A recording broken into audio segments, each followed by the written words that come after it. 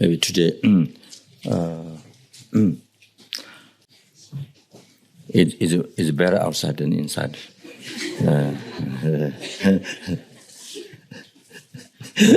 Chantal said in there. So maybe to do some walking meditation. So the meditation is that how awareness to start with how things come from the mind. So with that awareness, do walking meditation. So today we do a little bit of walking meditation to start with. But maybe it's time to do different meditation for walking. So today, how everything comes from mind. So for example, that this one example that I often mention. To introduce how things come from mind, you see that one example.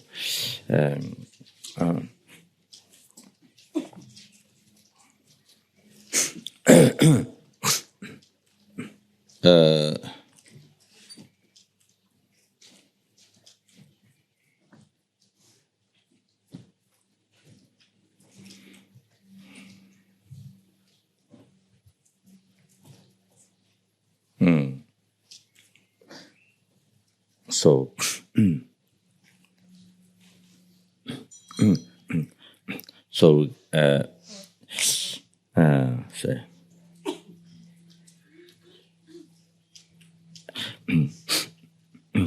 when we think of the letter, Z, for example, when we think of the letter Z, you see, or when we see, the letter Z, you see.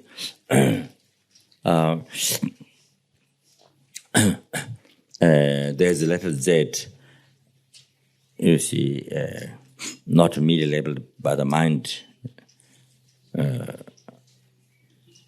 not immediately labeled by your own mind as well as by others. Just Z existing from there's a real Z appearing from its own side. You see, existing from its own side. So this is what when we see that we see. When we see that appear that way and see that way and believe that way, when we think of that and think that way, you see, believe in that way. So, but in the reality, so go back to childhood time, when we didn't know the alphabet. You see, go back to that age, and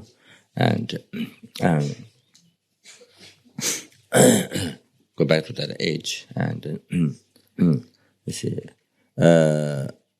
So before you are taught by, a school teacher or parents or before you are introduced by somebody, this is that. You see, what does appear to you? It doesn't appear that to you. That this is that. You don't see that this is that. You just see the line. You just see a design. So design, say, like this. So maybe from your side, like that. From our side, like this. From our side is should be like this. So what? So. From your side, it doesn't become Z, right? From my side, this is Z, but from your side, it's not Z. So see, depending on how to put together these pieces, So in your view, to you it's not Z, but for me it's like that. So anyway, so to see the line, so you see the line like this, you see. Say like that, you see, like that. So like that, you see. Okay, so you see the line, you see just the line in this design, but you don't. But you see this design. That's all, nothing more than that. Then one day, one day when the teacher has written on the blackboard, you see the design. Then after some time, the teacher, the person introduced to you,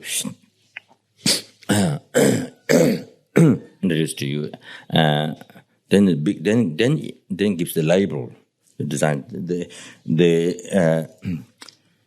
The design is there. You see that receives name Z. That can receive the name Z. You see there. So then label is imputed. Label is given. Label is imputed by the teacher. The label is imputed by the teacher. The label is introduced to you by the teacher. You see. Yeah. So first you see this, first you see this design, you see. Then you see, so that idea is very important. The very beginning, the evolution is how it starts. That's very important. So then we know, you see, then we know what is the hallucination, what is the reality. So like that, you see. Because when it starts, there's a graduate. It doesn't come together. The Z and the label Z and the base, this design do not come together. Even in your view, it doesn't come together. You see, already we mentioned a little bit before that discussion one day.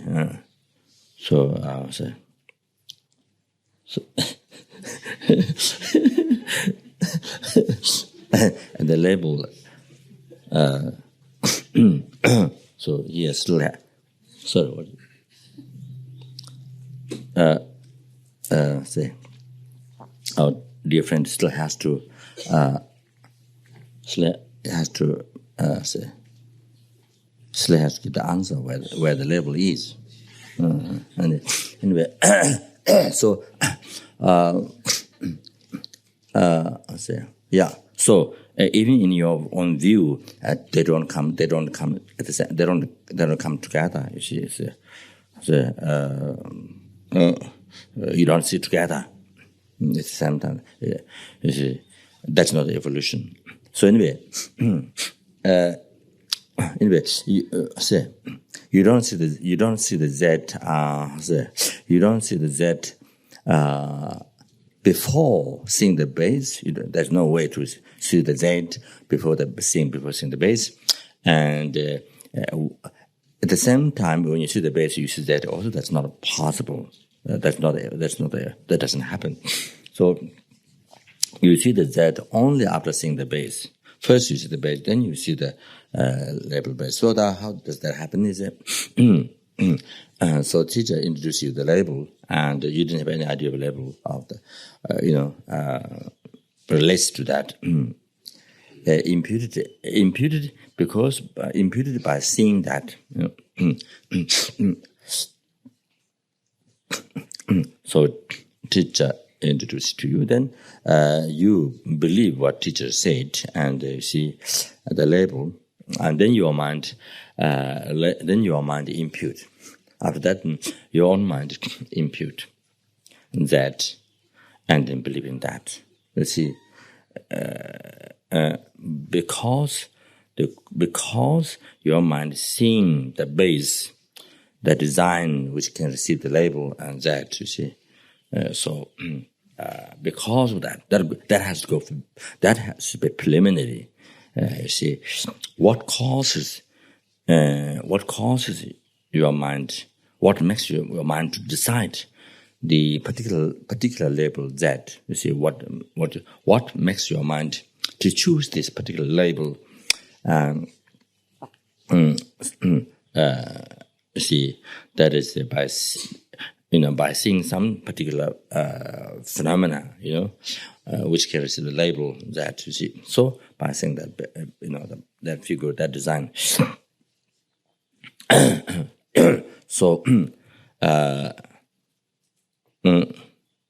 that is the cause. That is the reason, or that's the cause why your mind make up the label Z. Why? Why not A? Why not B? is why not say I, why not label I? Anyway, so like that.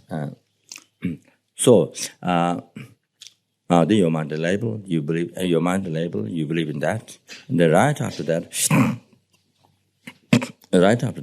then there's appearance of right after your mind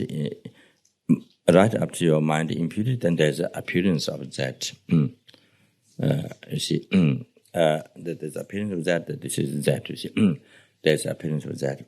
So right after the mere imputation and your belief, right after mere imputation, and you see with the belief. If you don't have belief, you can check. But if you don't have belief, I don't think there would be appearance. After your mind imputed, I don't think there will be appearance if you don't believe in that. So,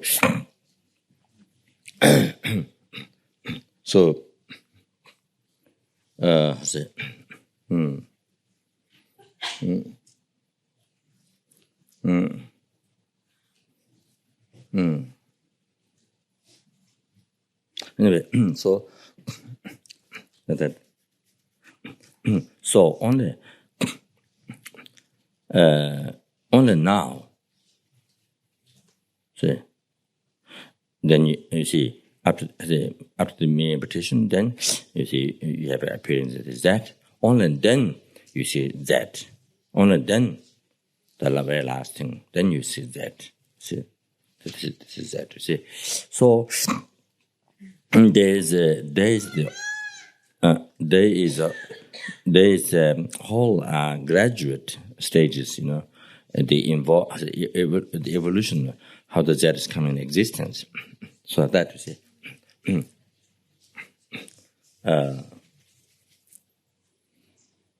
So here you can see that is coming from the mind. Coming from the mind by imputing, But if your mind, if it is not imputed by the mind, then you see you don't see that this is so like this. Going back, so you see that you so that what you see. So that came from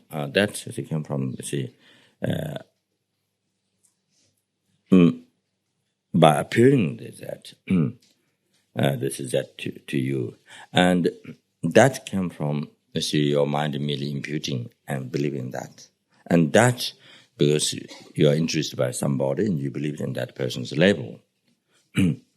So there's a whole thing there. You see, it's not just that it came like that. Exists from a society. It's not like that. There's a whole. That's whole. Say gradual evolution. See, so.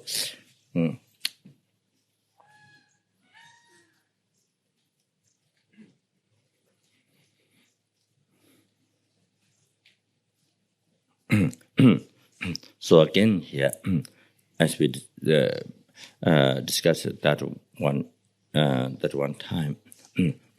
So again here, you see, it helps. This example helps to differentiate the label and the base. Because it helps. It becomes an example to be able to differentiate the two phenomena, base of the label Z and the label Z. This way you can differentiate those two phenomena. Whereas normally, whereas when we don't in the daily life, when we don't examine, when we're not aware, and then you see those two are indifferentiable, and that is one definition of object to be reputed. That is one definition of what means object to be reputed.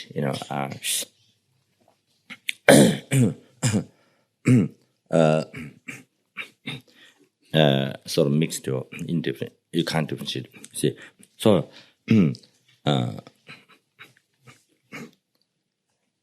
this is according to Ling Rinpoche, when Rinpoche explained 7 pounds of total commentary in the Table Monastery for many, many years ago. So Rinpoche used this. So I think so that, and also you said that, you see the table mixed in the base of the table. The label table, you see, you can't differentiate it, kind of like mixed in the base of the table. So those are similar, what you say. So these are the wrong views, you see now. Now you can understand, now you can get some ideas here by going to the evolution. These are the wrong views, you see, the hallucinations, you see, which is not true in our view of that in the table, you see. So,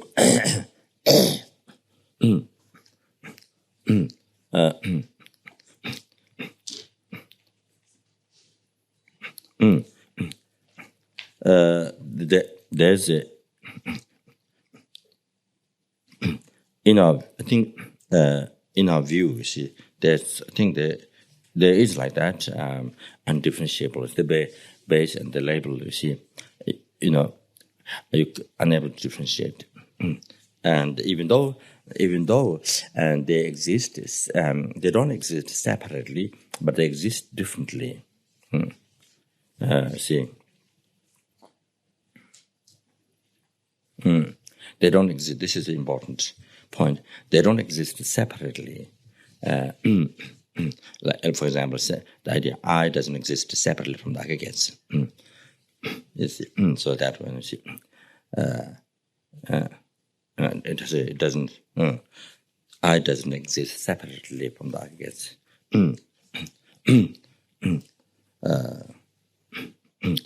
If the I exists separately from aggregates, we don't. Then, also I mentioned the other day. And then you see, I doesn't have. It doesn't depend on aggregates. So therefore, you see, there's no body. And so then you don't need to.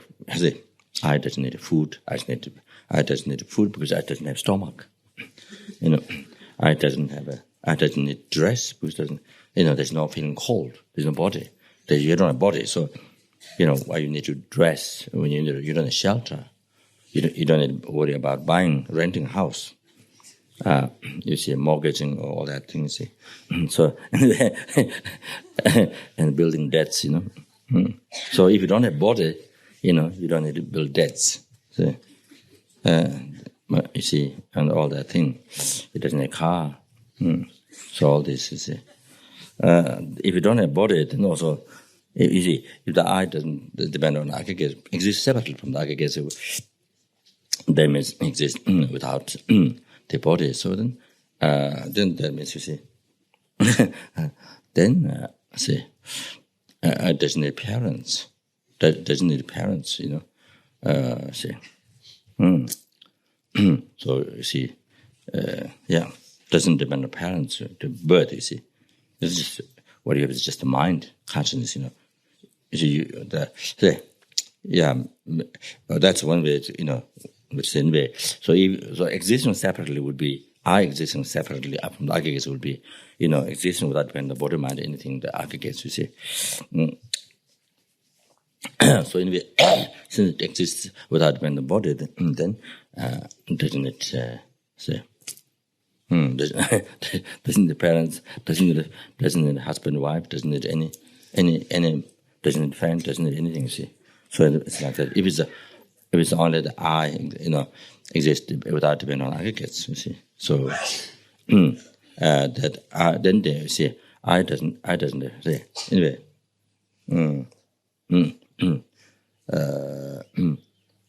Anyways, so the I is not substantial phenomena. I doesn't have body, so nobody can see. Nobody can kiss. Nobody see the I. Yeah, nobody see the I. So anyway, we don't continue to go. So like that. So anyway,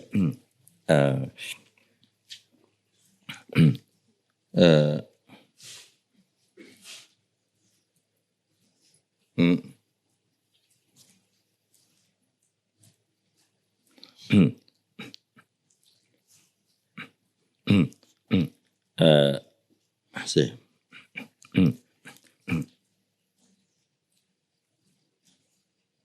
the when that design is drawn on the wall, see on the paper, then you see by seeing that particular person, merely say, then labeled, that, you see, then you see, say,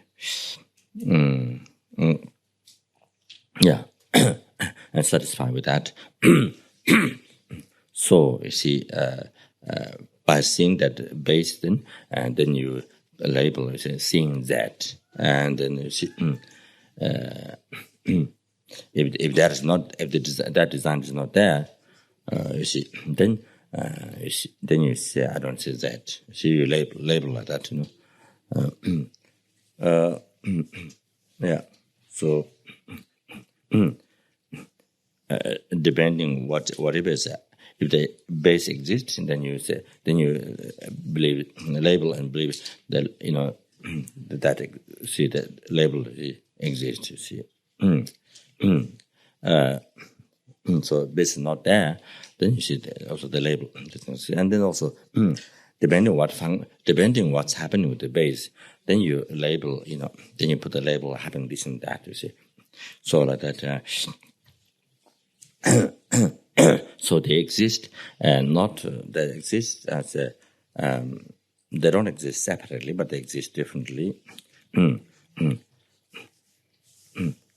So same by having the base of the table, what is a round table or what is a square, like this, shaped like this, that is function to put things on the top. So, but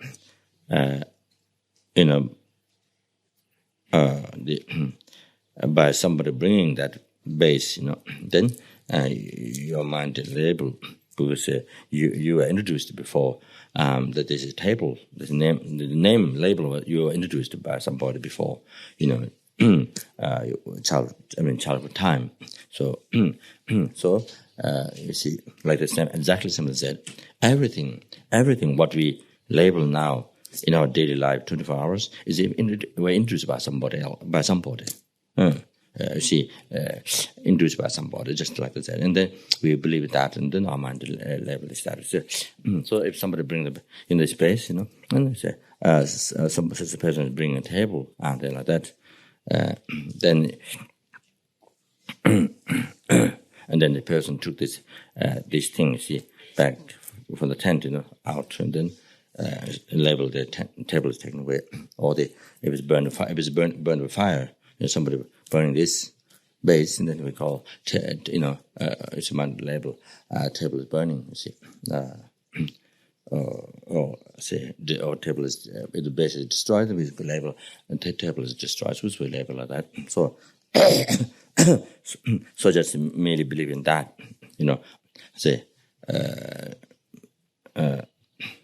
they believed, just satisfied just what's merely labeled. So, so like that.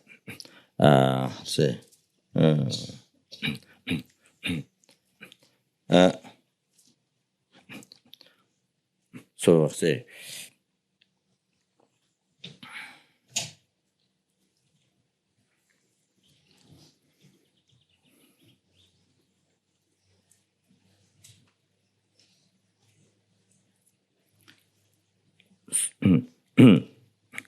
So here you can see the Z, you see here come from the mind, you see.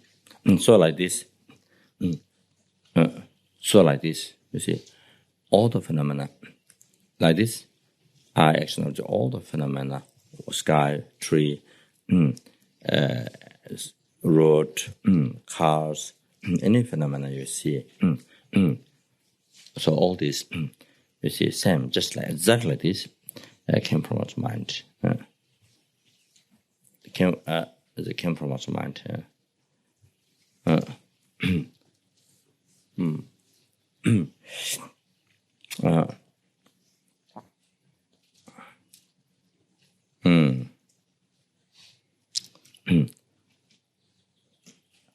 by believing somebody's introduction, and they introduce you the label, then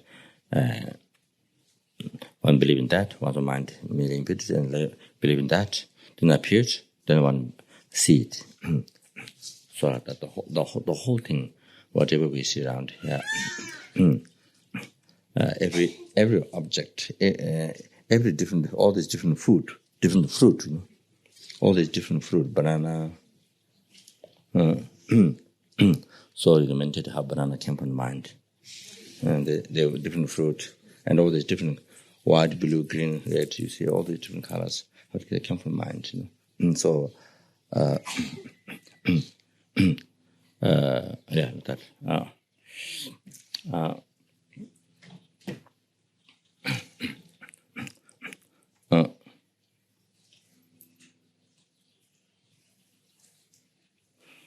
So.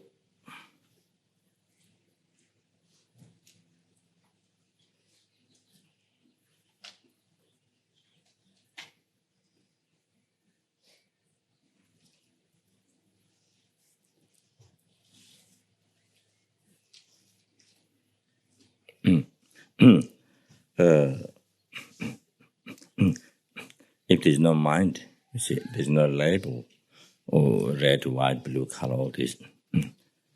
There wouldn't be all this label if there's no mind. See, the labeling, there wouldn't be all this label, and you see, so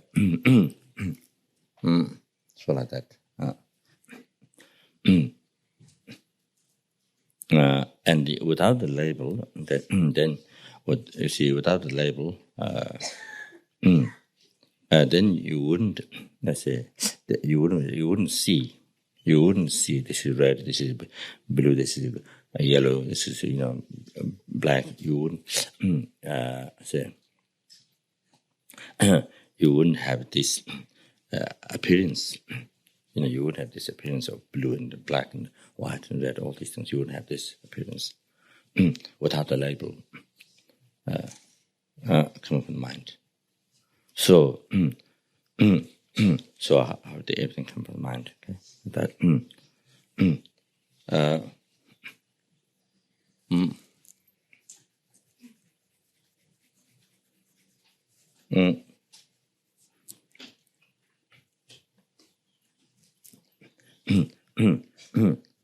So here, object to be reputed anyway, since came to this subject.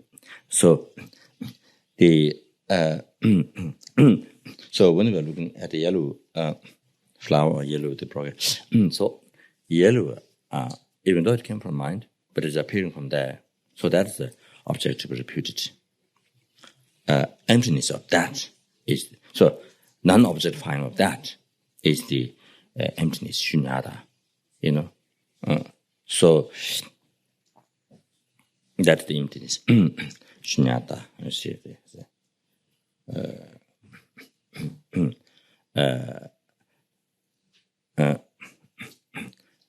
not having nature, rangshin meba, not having nature.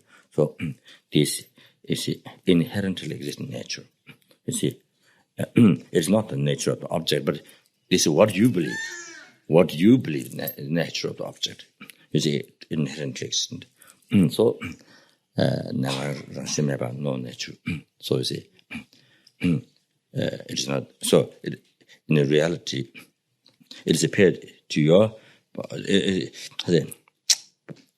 hallucination mind, but it's not. Say. In reality, it is not there. That was total non-existent, empty. Buddha don't see this. Buddha see our hallucination. Buddha I said Buddha don't see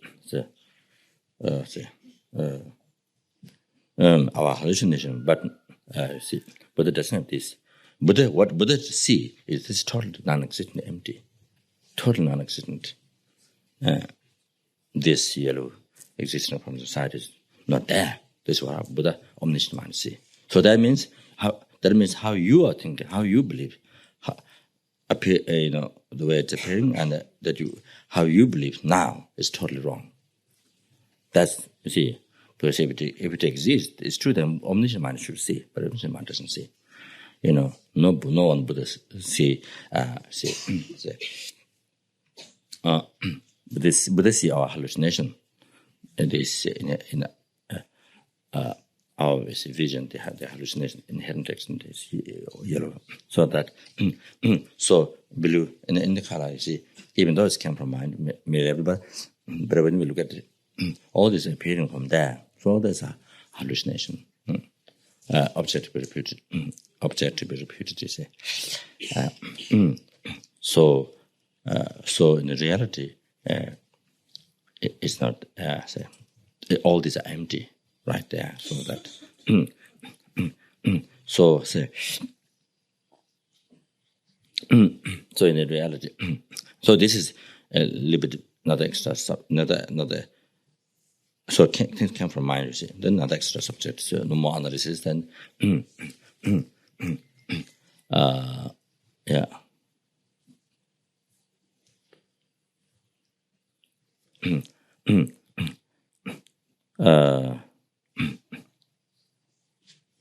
So you see, here's the 3 pieces like that, like this, like that, like this, 3 pieces.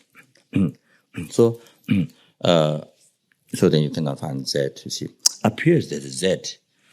Appears, you see, there's real Z from its own side. But when you analyze, where is it exactly? On this line, there's no Z. On this, let's say, so this. On this line, there's no Z. On this line, there's no Z. So you see, when you analyze, you cannot find on any of these pieces here. Design, you cannot find.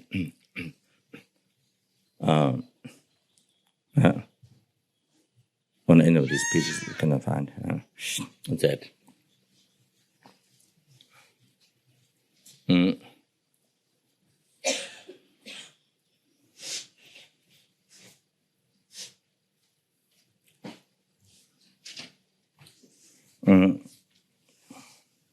Yeah.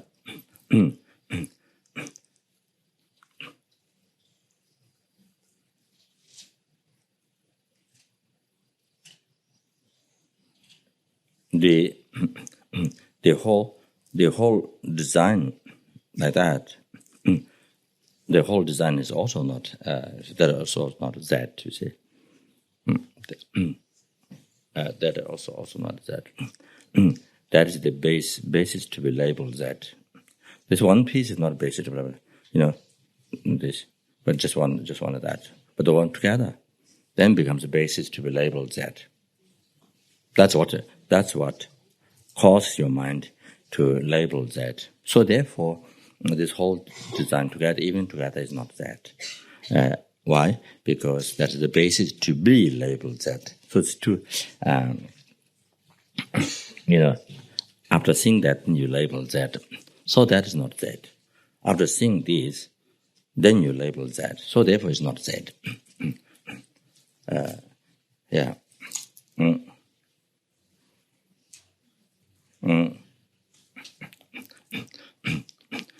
It's like, body is not I. Each of the aggregates, body is not I. The aggregates of feeling, aggregates, here's compounding aggregates, those mental factors, it's not I. Same. Then cognition is that you see that the mental factor is not I. Conscious is not I. Same. They all together is not I. All together together is not also not I. The same.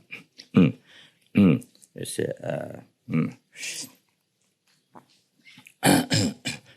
not I, because that's the basis. That one reason is that the basis to be labeled I. You see. So the label I is put according to label I is put. Label I is imputed because there's aggregates. Because there's aggregates existing, and depending on what function it does, then mind seeing that aggregates, depending on what function it does, then make up the label, say merely impute I and merely impute action of the I. merely input I and merely input action of I. So like that, you see. So you can see very clear, I guess, even altogether is not I. So the same, also said. So like that. So this is where other day. So, John, that's right. John. No. Anyway, so that's why John was saying, it's in the mind. The label is in the mind. See, he analyzed, and he thought it's not there. It's not there, but it's in the mind. It is not there. He thought it's not there anywhere, and it is in the mind. So that came into a conclusion. John came to the conclusion the label is in the mind. So that's like that, you see. So, okay. So I think, So I think maybe do some argumentation. So, whatever phenomenon you see,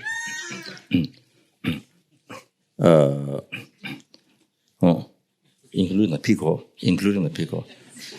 Anyway, so maybe go around stupa maybe 3 times. It doesn't have to be just one line. It can be 2-3 lines. So this way it's a kuga. 3 lines together. Kuga. So maybe go around the stupa 3 times. Then I don't know where you go. Maybe not in the jungles.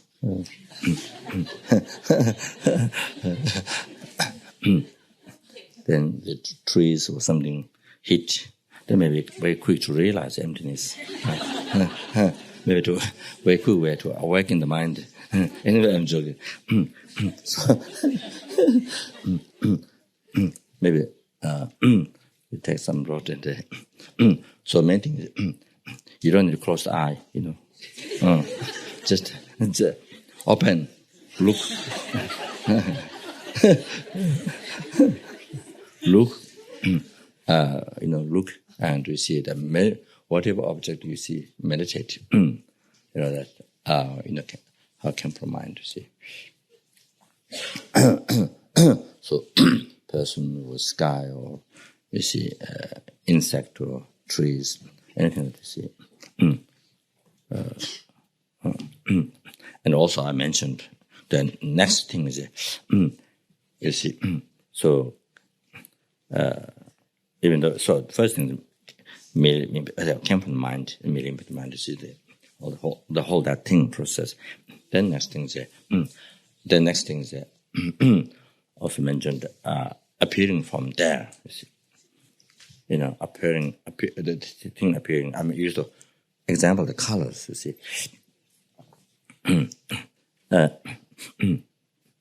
so appear. You see.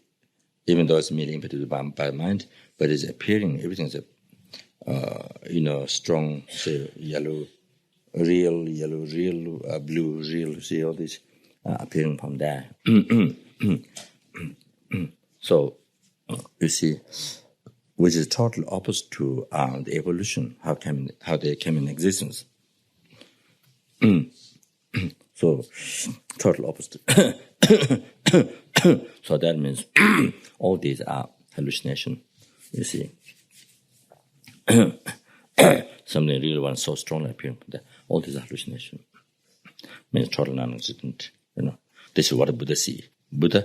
This is what the Buddha discover. This is how Buddha see it this way. Not existing from his own side. So that's also to think.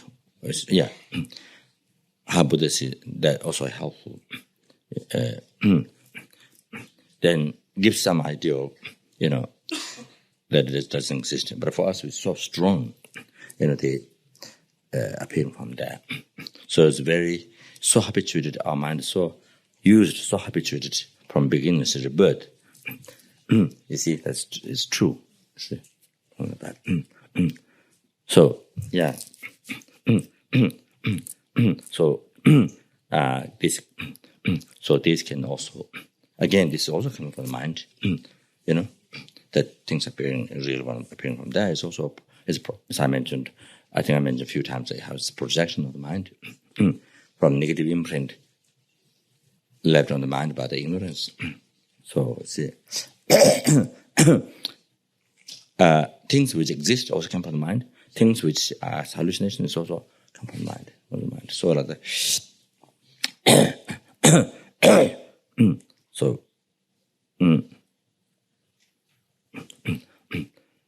first, as I used the example, said how it came from mind, like that, you see.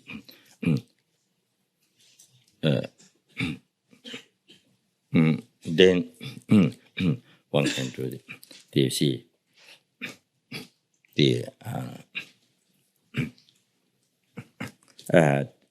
things appearing, existing from society never came from mind, never came from mind, never labeled by the mind. So, yeah.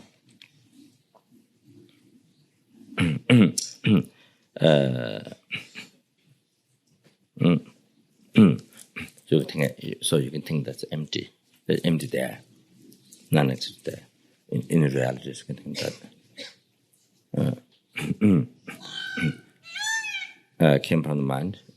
Negative think, can think that. However, it's empty there. Non-existent there. So you can think that.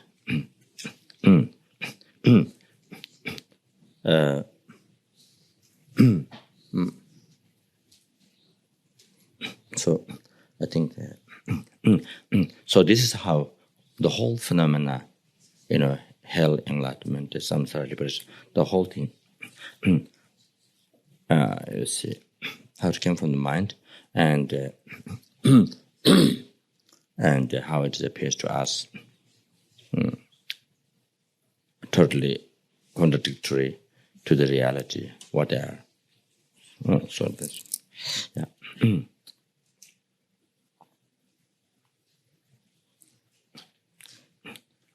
So the point, the secrecy of the mind, or the point is here.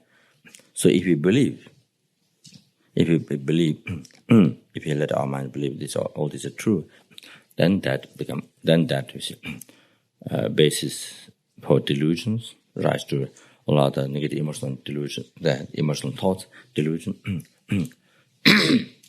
all those superstition, all those are hallucinant mind, attachment, which is a hallucinant mind, anger, which is a hallucinant mind, superstition. So all those delusions, which is superstition, you see. So all those, you see, rises. Then you see, motivate karma. Then that's how we create the cause of samsara, and that's how we create samsara. So like that. But if you practice mindfulness, this came from the mind, and especially that helps. Then especially such this appearance is a hallucination, which have to be repeated, and it is non-existent. It is empty. So by thinking that, when you don't allow your mind to believe, to hold on to these phenomena appearing truly existent from their own side, you see, meditate your mind, practice mindfulness, that they're hallucination, they're empty. Then that one, you see, you're not allowing the mind to create samsara, and by creating the cause of samsara, and this is wisdom, and this destroys samsara, cause of samsara, and makes to achieve liberation, everlasting happiness, liberation from samsara, like that. Then with this experience also you're able to guide, liberate other sentient beings from the oceans of samsara suffering. So with yourself realizing emptiness, so that, especially directly perceiving emptiness, so I think that. So that's it.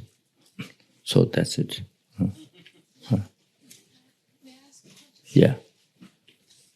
I wonder if you could link the collective karma with this process of labeling, because whenever I try to say for color, the fact that we all perceive more or less the same color. Yeah. I think it's just kind of strengthened our perception of true existence, the fact that we collectively sort of perceive the same base and we label it the same thing. And just like Collective karma.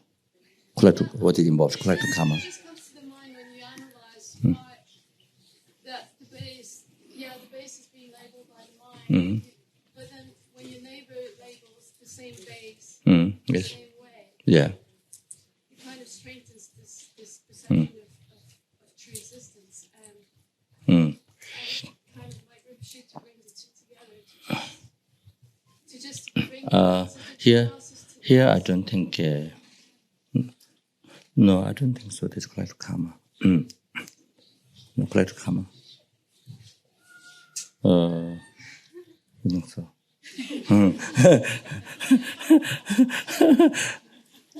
but is there not any link between the two? What we perceive No, I don't. I don't think it's a neighbor is supporting for this. I don't think the neighbor is supporting for this, or next person is supporting for it. I don't think so.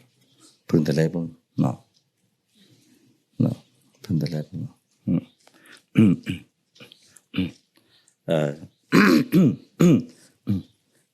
Putting here in this case, putting label is not a mistaken part. But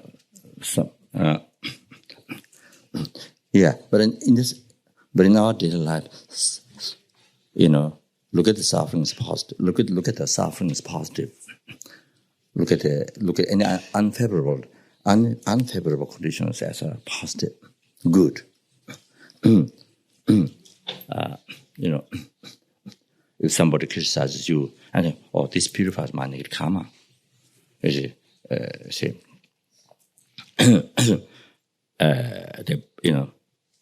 that I've created karma to receive criticism. So this purifies my negative karma. So like you look at the positive and yeah.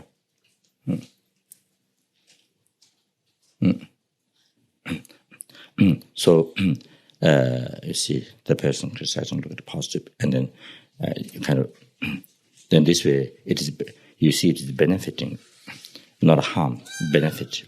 It's purifying the karma. See that.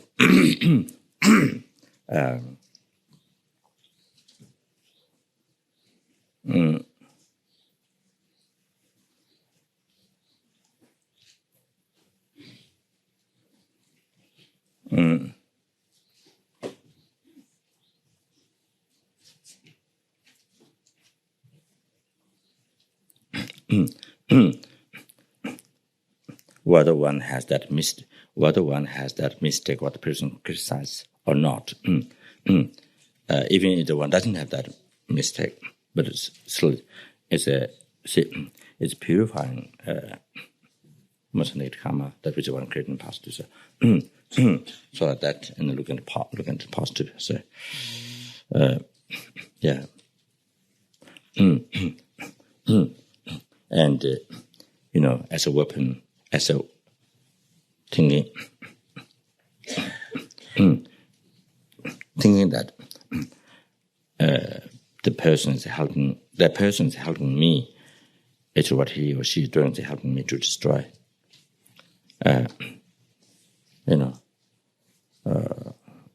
My ego, and also to say practice patience and so that I can overcome anger, normal anger, free from anger forever. This greatest obstacle for my happiness, the marriage. So anyway, so destroying ego. So thinking that using that as like, say, bullet or the missile, like missile, like the say United States,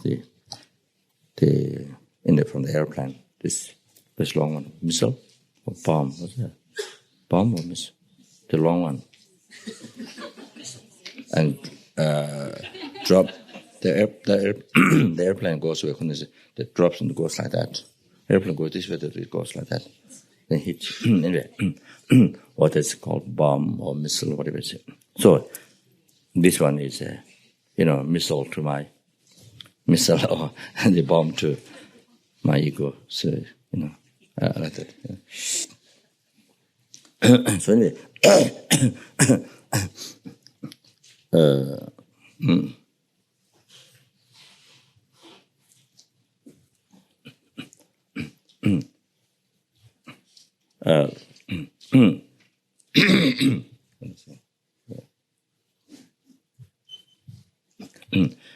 So here,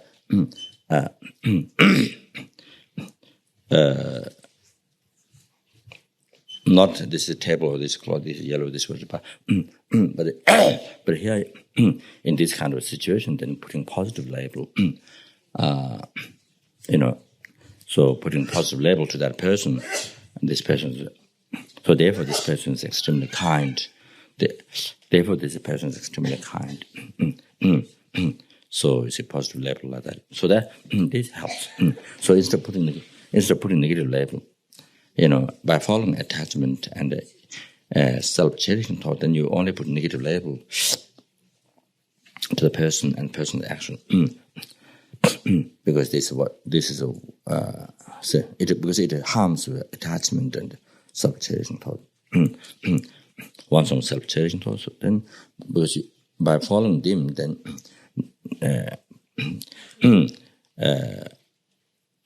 then you see by following them, this is what they don't like. So then by yourself being a friend of them, and then by following them, then put on the negative labels. By following their passions, then you see on a positive, and you put a positive label on that person and the person's action.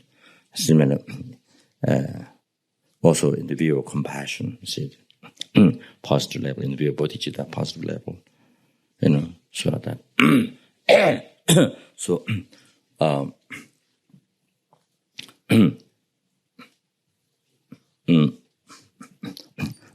So by putting negative label, then it affects your mind. It disturbs your mind. The immediate, if you put a negative label to the person's action, the situation, it disturbs your mind. But if you put positive label on the person's action, the situation, your life situation, something which becomes different, you see, from then what you expected or what's happening, something becomes different, life situation, then you label positive to that. Then there's a, positive effect, peace. The immediate, by putting positive label, there's immediate, peace in your heart. So that's, I think that's one thing why important to practice thought transformation. The immediate effect, you can see the immediate benefit, profit to your mind. Besides then that helps to not get angry or the strong negative emotional thoughts, desire, or the self-centered mind, and so you don't. So it protects you from engaging negative karma. So it also protects you from negative karma. So it doesn't allow you to create negative karma, and then also it inspires more the good karma, like that, cause of happiness. So that, but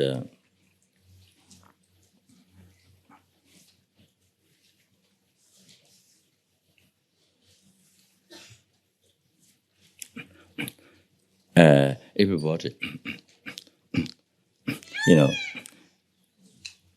everybody together, then criticize that person.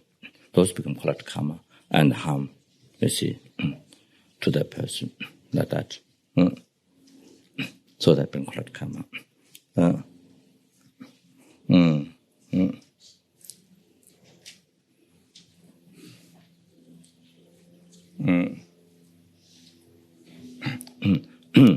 So in the country, along with the leader, then you see the whole nation agreed. How many millions of people agreed to, you see, to harm others, with anger, to harm others, to make war to harm others. That those becomes very strong collective karma. Like that. So I think that's it. Okay. Yeah. So so maybe I can do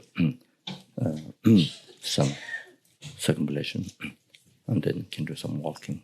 This mindfulness. Okay. So see you later.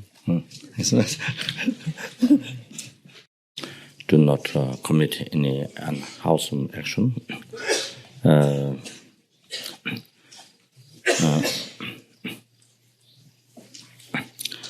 Which harms to oneself, which harms other sentient beings. Engage in perfect wholesome action, which benefit others and benefit oneself. And subdue one's mind, and this is teaching the Buddha. So now we meditate. As I explained, introduced yesterday, these verses, looking at the causative phenomena, one's own life, including one's own body, then possessions that one has, and surrounding people, family members, friends, and so forth, and the sense objects, form, sound, smell, taste, tangible objects, all these enjoyments, looking at them, natural impermanence, like star shooting, then like the shimmering or those the hallucination, rapture. Then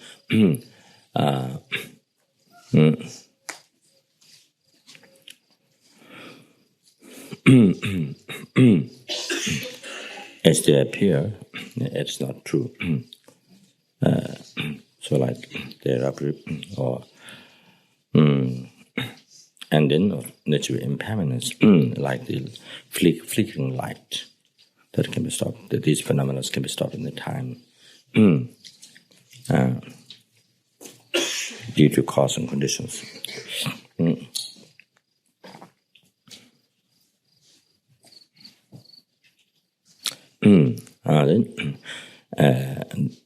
they're like illusion, as they appear, is not true. They don't exist the way they don't exist the way that they appear to our hallucinated mind. And the possessions, all these enjoyments, the surrounding people, as well as one's own life, one's own body, all these things.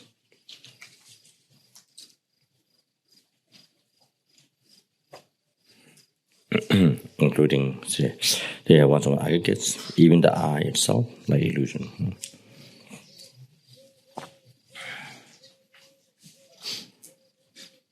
They're empty. What they are is empty. Of existing from the outside.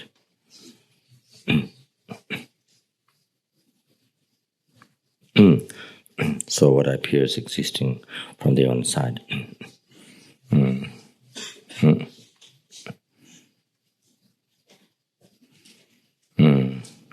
Yeah, like illusion.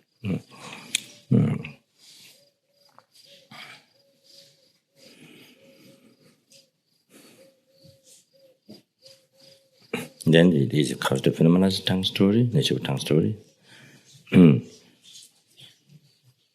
Changing, decaying, not only minute by minute, second by second, but even within every second they change, they decay, and they do not last.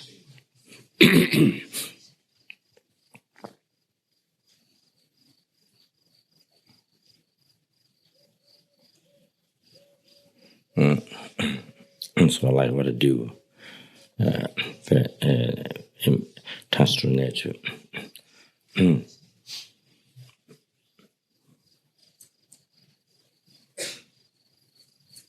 That it can be stopped anytime, ceased anytime.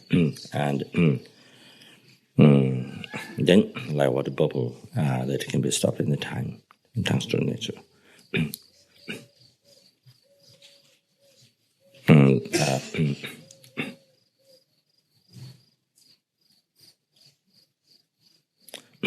Like dream. Things that appear, we see in the dream. The things that which appear in even to our mind, even the dream, looks real, and we believe it's real, but it's not true. After we woke up, we discover it is totally non-existent. That was totally non-existent.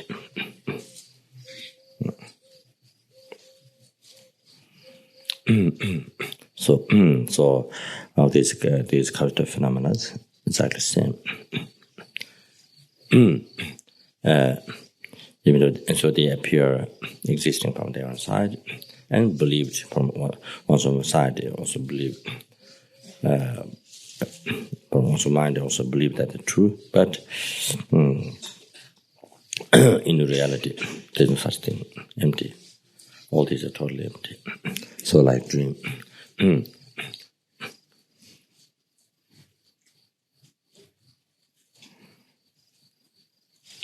Or it can be understood as tongue story, like last night dream.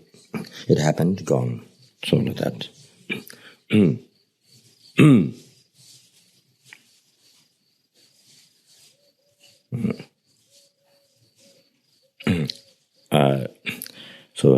Tongue story nature. It appeared and gone like lightning. During the lightning, things appeared, but then next minute it stopped. So the tongue story nature. That one cannot trust, one cannot generate concept, one cannot generate belief or permanence that they're going to be always like this. Or one will have this body, this human body, or the possessions or this surrounding people, always that one will have all the time, and they say they will they'll be like this for forever.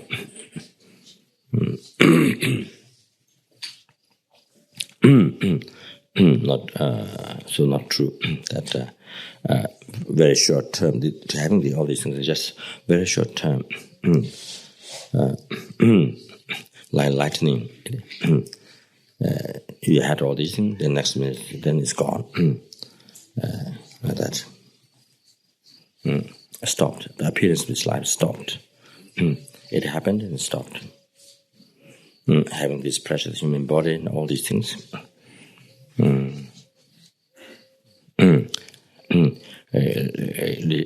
Hearing teachings and having met a virtual friend or hearing teachings and having received human body, all these it appeared, disappeared in this life, appeared and it's gone, finished.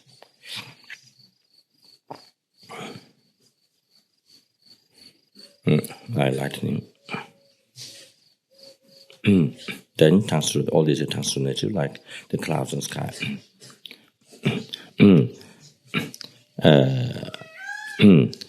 It is there, but next minute it's not there. Or while you are looking at it, it's changing.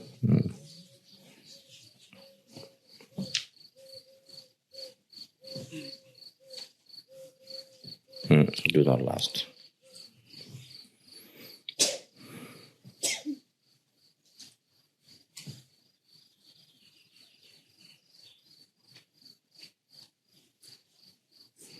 Because of these reasons, so there is no reason at all to get angry. Whether it's a living being, whether it's non-living things, to anyone, there's no point at all to get angry. It is just total nonsense. And also to get attached to whether it's a living being, whether it's non-living things, no point at all. It's just because of these reasons, because these causative phenomena like this, in these natures, transitory natures like that. So, and appearances is not true. So, they will appear. So therefore, so being angry to attached to that is another hallucination. Is a double another hallucination. So another superstition, another hallucination. So therefore, then that it doesn't make any sense. So don't find any reason to say.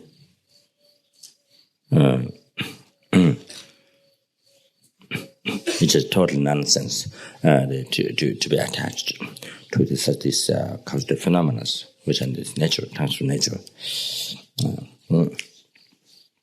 And the way they appear to me, not true.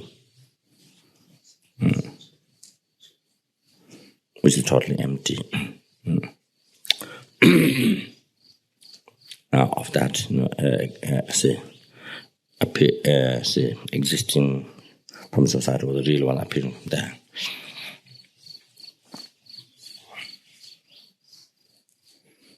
So there's no basis to get angry or discriminate or anger and attachment rise, as well as all other delusions, including the ignorance itself. There's no basis.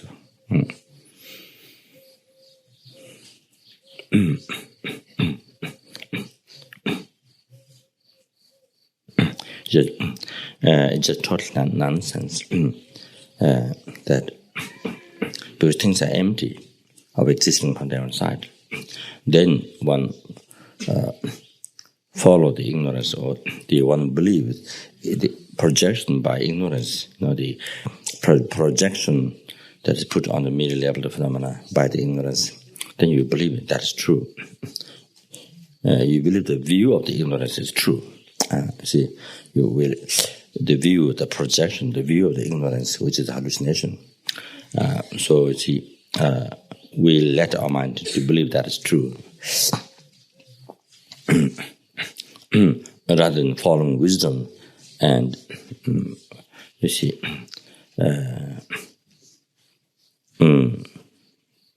looking at. So rather than following wisdom, understanding the ultimate nature, and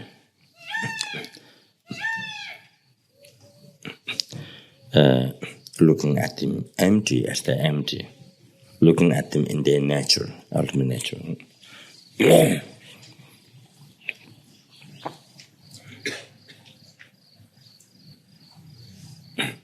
So therefore, even the ignorance itself, the holding on to things, phenomena, existing from their own side. So total nonsense. No meaning, see.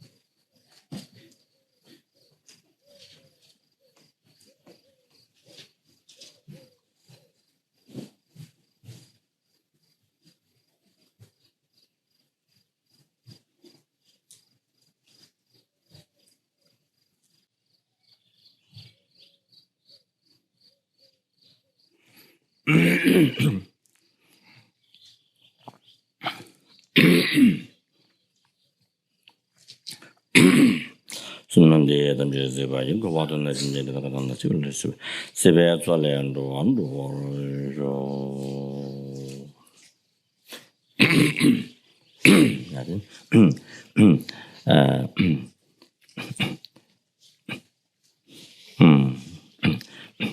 and then the our activity here, listening, teaching, explaining, teaching, then to become not just wanted to become cause of happiness. Just because it looks spiritual action doesn't mean that doesn't say become reason.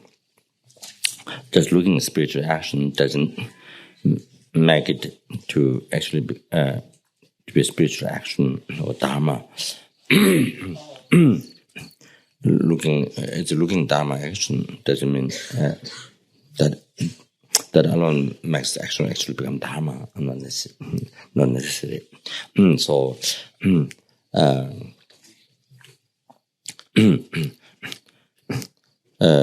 see,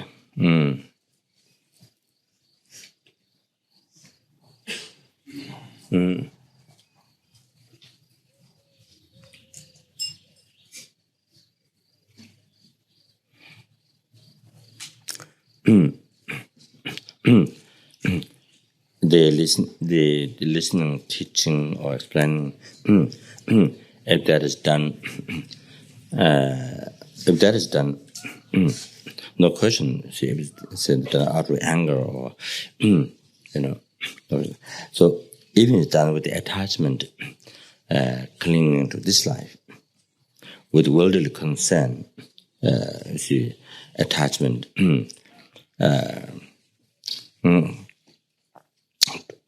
attachment to this life. If listening, teaching, giving, teaching, if it's done with this worldly concern or attachment to this life, then that motivation is non-virtue. So then action, listening, teaching, giving, teaching become non-virtue. Then the result on the suffering,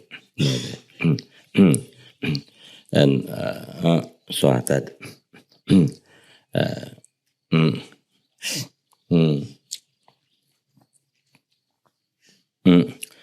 so then if it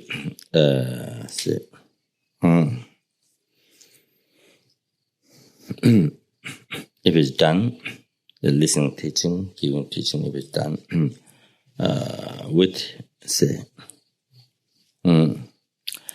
attachment,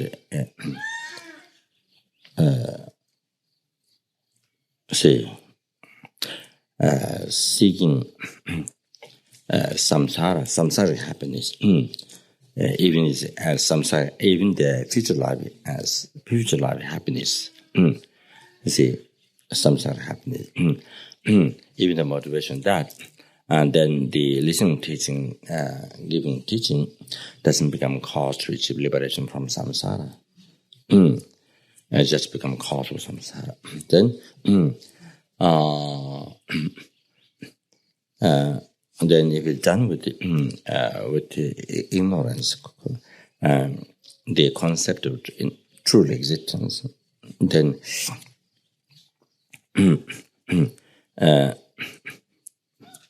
the listening, teaching, giving, teaching doesn't become antidote to samsara. The delusion cause of the samsara, the delusion, the root of samsara, the unknowing mind.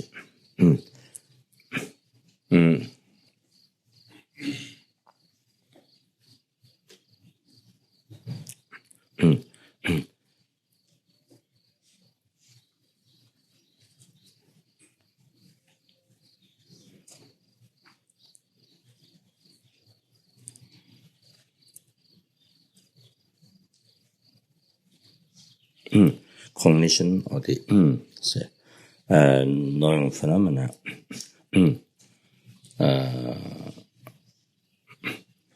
which function is totally against to the wisdom, the way the wisdom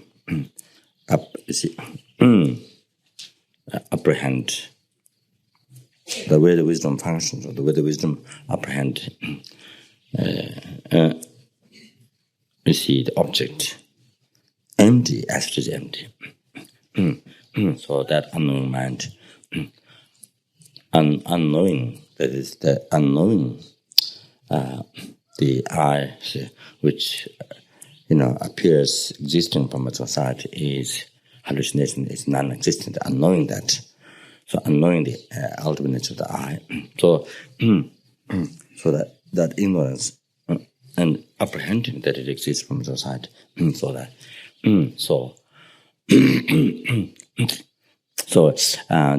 explaining, giving teaching, so that understanding done with ignorance that does not become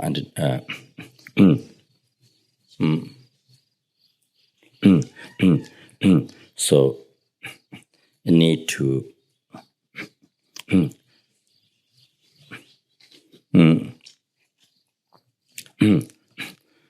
seal with it.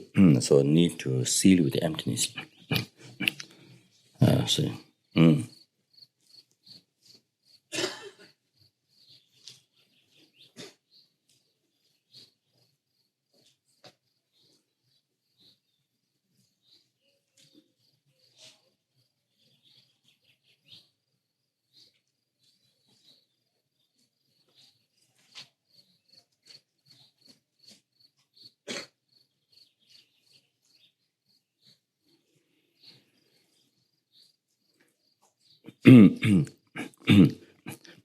The I which exists is merely labeled by mind. The action which exists, giving teaching or listening teaching, merely labeled by mind. The object human giving teaching is merely labeled by mind.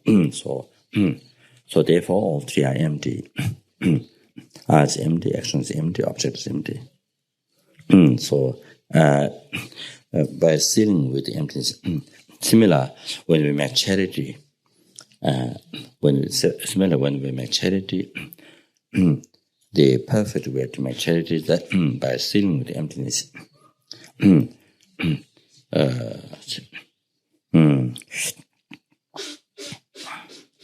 By looking at the three circles, I, oneself, the one who makes charity, subject action making charity, object whom one makes charity, they're also materials.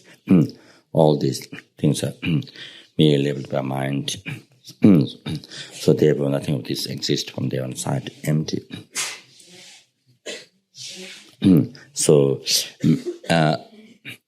As it is explained in the teachings of the six parameters there, when make charity, to make charity by sealing with the emptiness, the three circles by sealing with the emptiness. Even when we do fire puja, the offering burning practice, offering to the deity, and the one of the main instructions is to do during the offerings and by sealing with the emptiness.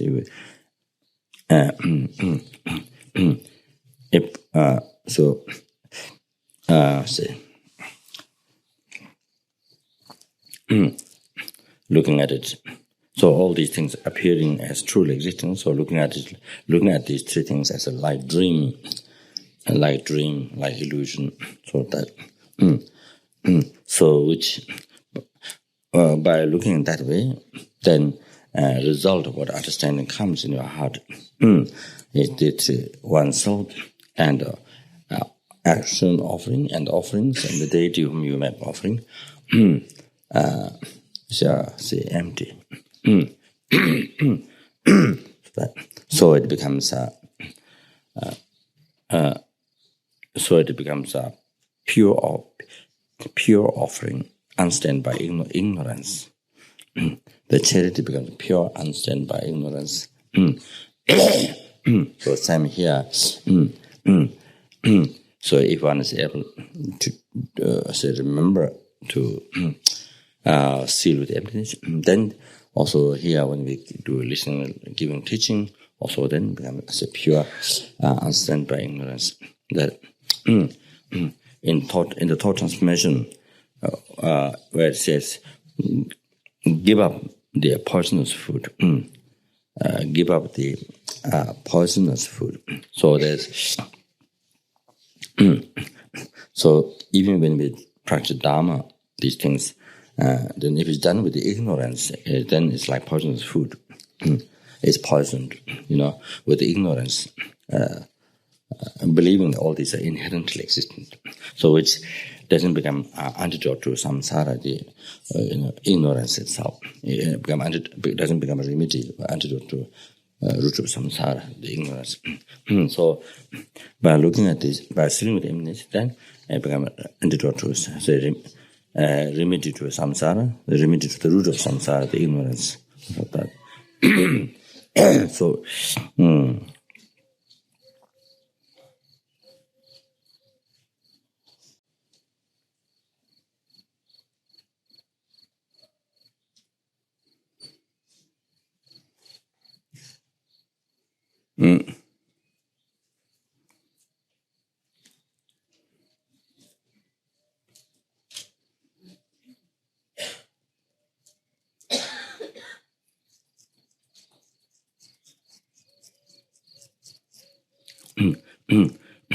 that it is true that teaching Dharma, benefit to one's mind. The one who teach, person who is teaching, they say, I think that's maybe that's part of the benefit. I think benefit to the person who is teaching, the benefit to he or her own mind. So I think. So I think here, as because I'm talking, so it reminded me my practice. You see, like that. So,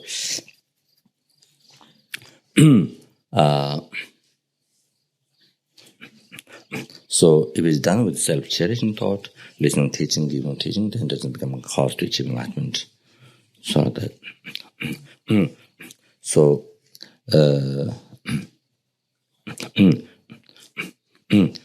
So if they listen, listening, teaching, giving, teaching is done with the renunciation of this life.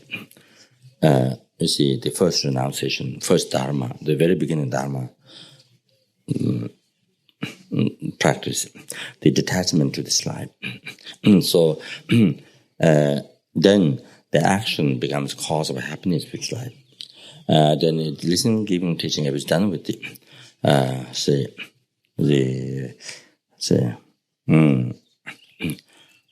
renunciation to the samsara, the whole entire samsara, including the future life samsara, then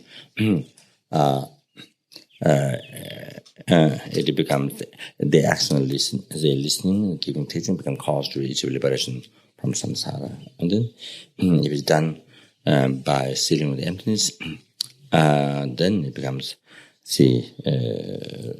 remedy to samsara, remedy to the root of samsara, the ignorance.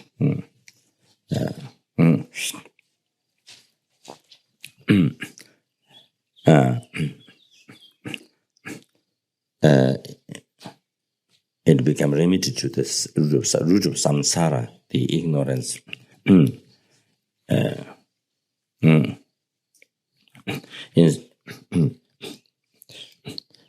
Instead, developing ignorance, root of samsara, then this becomes antidote to destroy that, to eradicate that.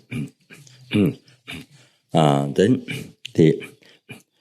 so if it's done with the bodhicitta motivation, then the listening, teaching, giving, teaching become cause to achieve enlightenment.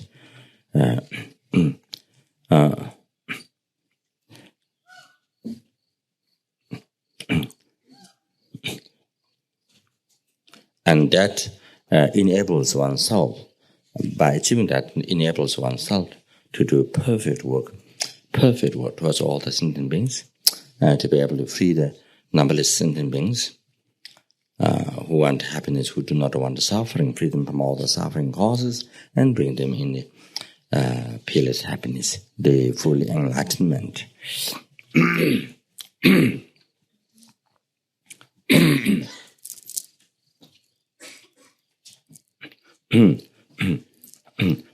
So here, I think, purpose of my life, therefore, the purpose of my life is to benefit others. To become useful for others. So, benefiting other sentient beings. There are different levels of benefiting other sentient beings. So, causing happiness of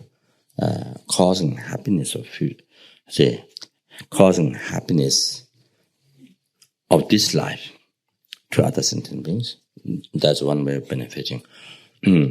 One level of benefiting to other sentient beings.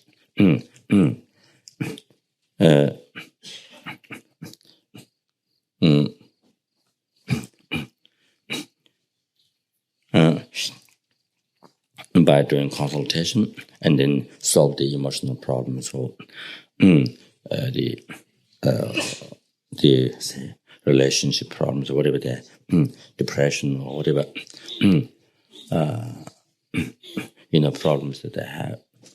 So then they have by solving that, then they have peace and happiness. So that, or by giving food, for sick people, giving medicines, for those who are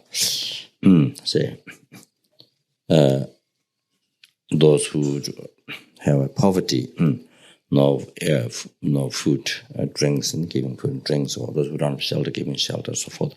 So all these things are the mental comfort or the physical comfort. So causing the happiness in this life, then more important benefit than that to other sentient being that one can offer, that is the happiness of future life, but not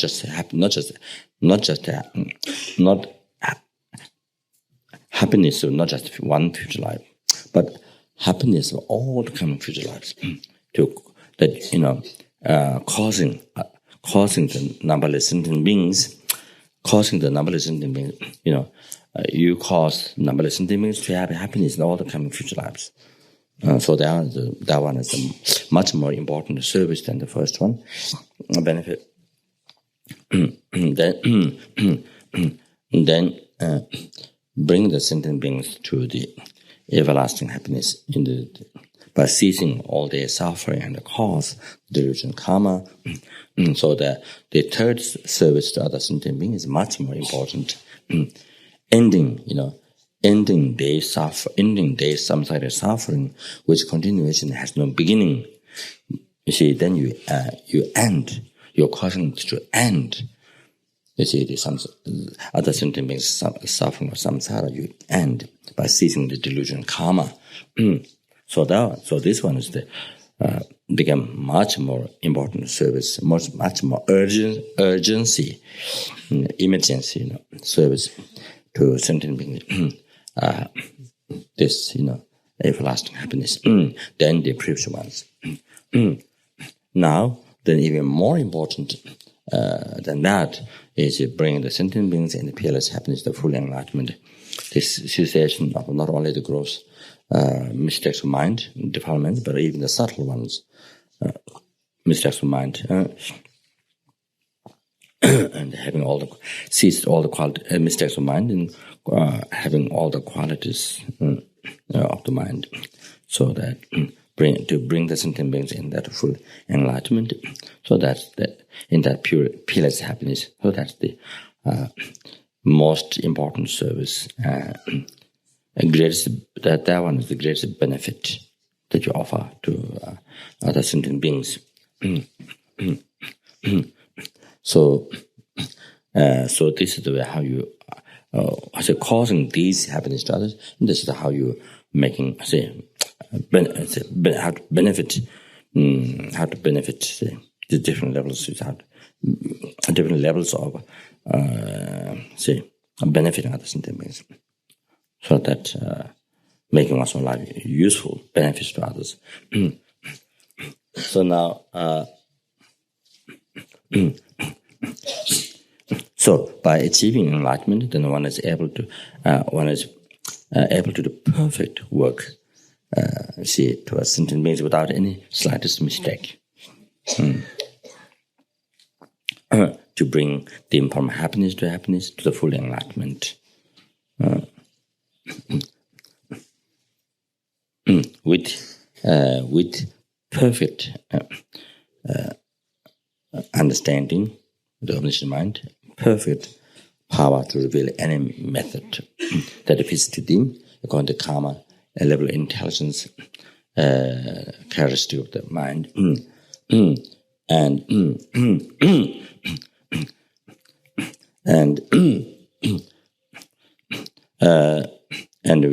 with perfect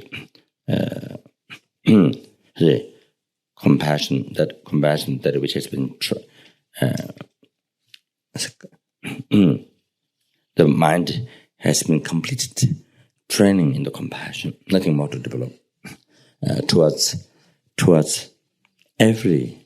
each and every single sentient being. There's nothing more, no more compassion to develop. Complete mind training in the compassion. So perfect compassion.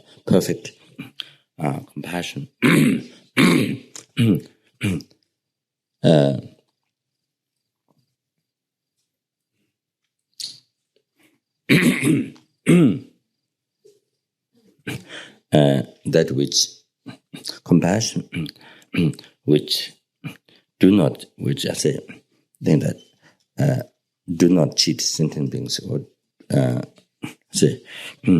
sentient beings rely on you, and then you don't give up. You see, you don't cheat, you don't give up the sentient being. Whether the sentient being, whether they make offering to you or not, whether the sentient beings, whether they criticize you or whether they praise you, but with your because of the compassion, because there's compassion because there's compassion. When you become Buddha, you have compassion. A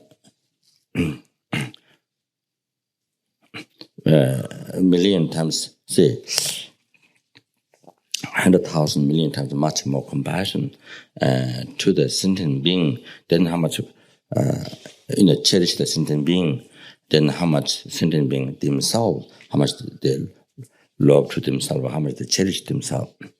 See, so when you become Buddha, the compassion that you love, that you have, a compassion that you have to sentient being, how much you cherish is much more, 100,000 million times much more than what each sentient being, how much they cherish to themselves. So because of this compassion, then do not allow to cheat sentient being, or do not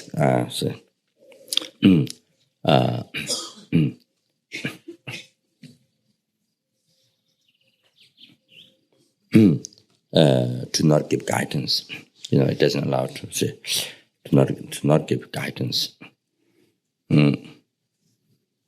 without any discrimination. Then, because of the compassion, then without any discrimination, guide all the sentient beings. Do perfect work towards all the sentient beings. So that. So,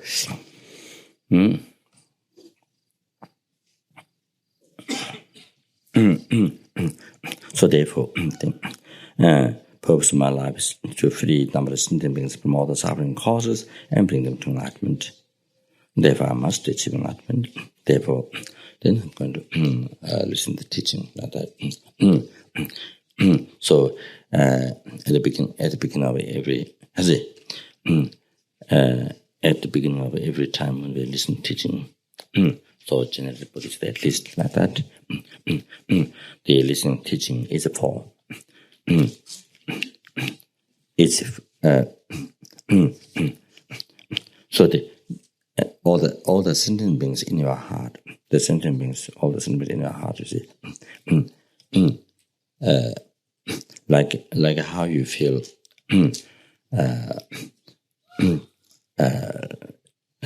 friend, you see, so that you cherish so much, you see, you feel in your heart, or mother or father, somebody who's kind, somebody who's so kind, you feel in the heart.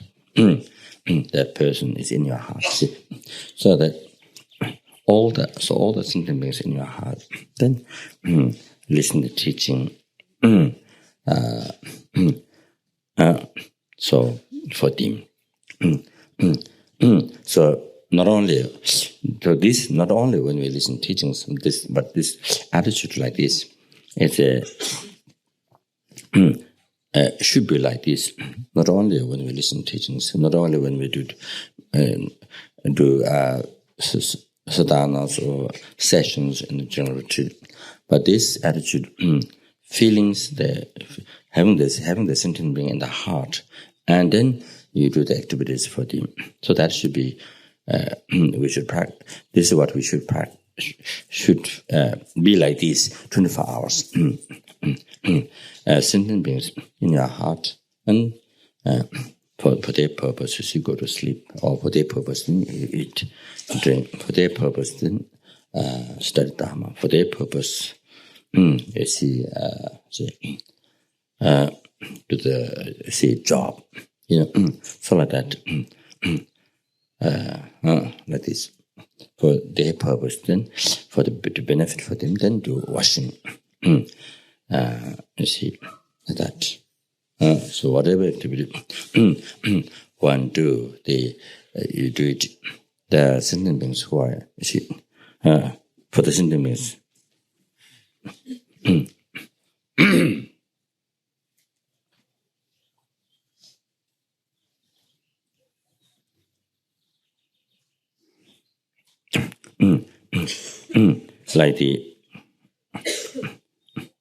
Like the mother who has one beloved child, and whatever they see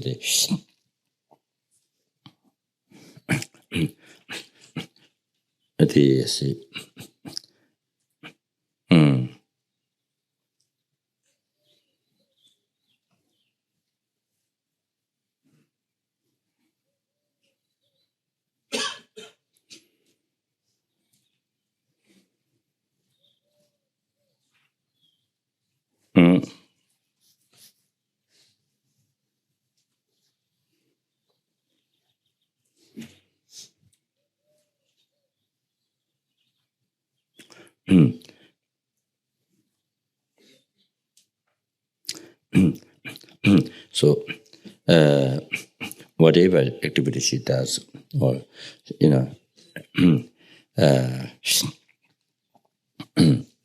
always always, you see, having that child in her heart, and so you see, all the time, 24 hours. Then she buy, then you see,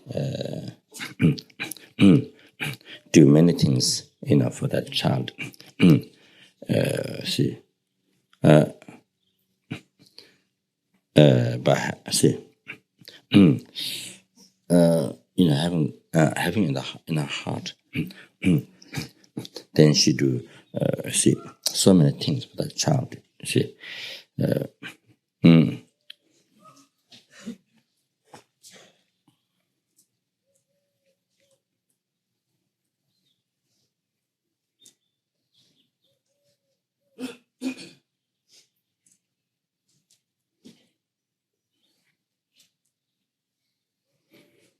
so like that.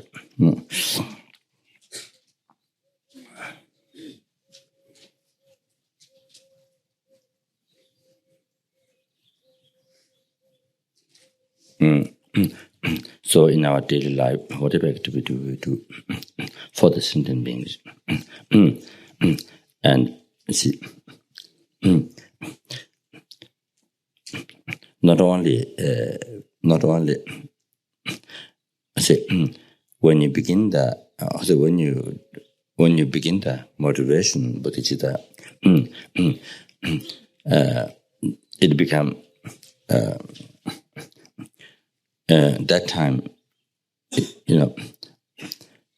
that time you feel, the action, say, doing for others, the action, you're doing the work, or whatever the action you're doing for a sentient being. Then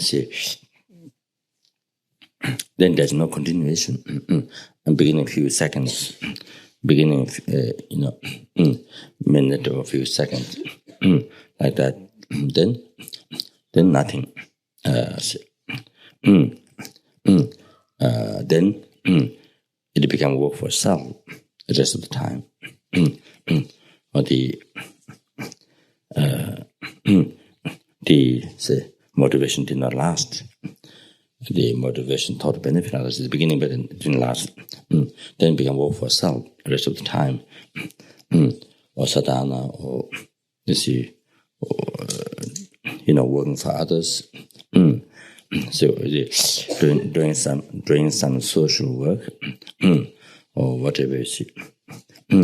So, however, they need to watch again. During the through the activities, one need to watch the motivation again. So we need to generate motivation of time, not only the motivation of cause before the act. We need to generate the motivation of time. You see, and both thought of benefit others, also through the act. You see, to remember. So, if it watch the motivation of time, then it become work for self. Then you see change immediately into work for others. So like that, while doing sadhana, or you see doing social service,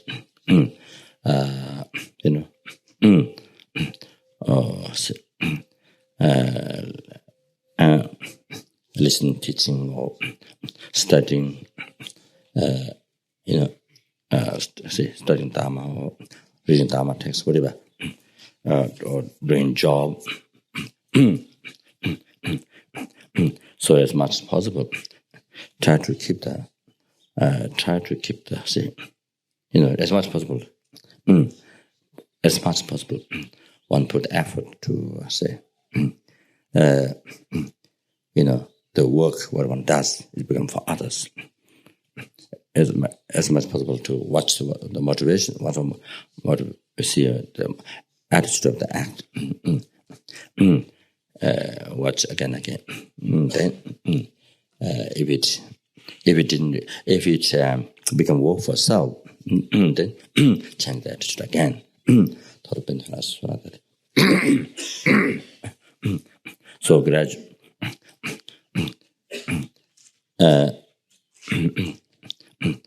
So in daily life, practicing like this, and then also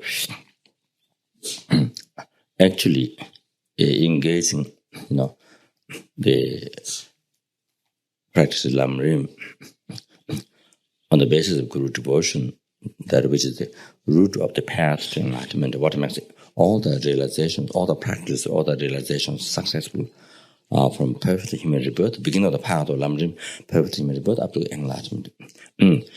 Successful. What makes everything successful to actualize, to liberate the numberless sentient beings from the oceans of samsaric sufferings and bring them to enlightenment. So daily life, in a daily life, putting effort like this, even one doesn't have, of course, if one has realization, bodhicitta, stable, then of course, then you don't need effort naturally. Your life is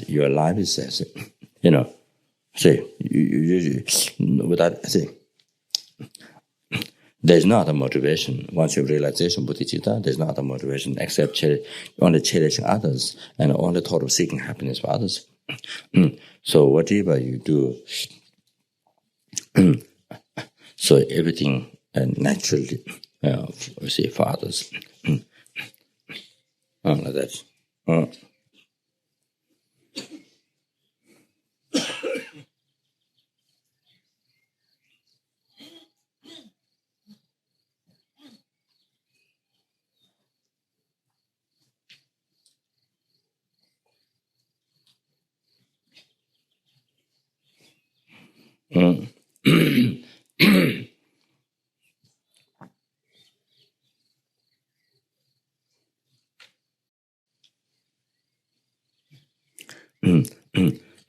It's like Gen Chambaundu, one of the oldest meditators among the meditators who come from Tibet and meditated the Dharamsala and Dalhousie, which is close to Dharamsala. Among those meditators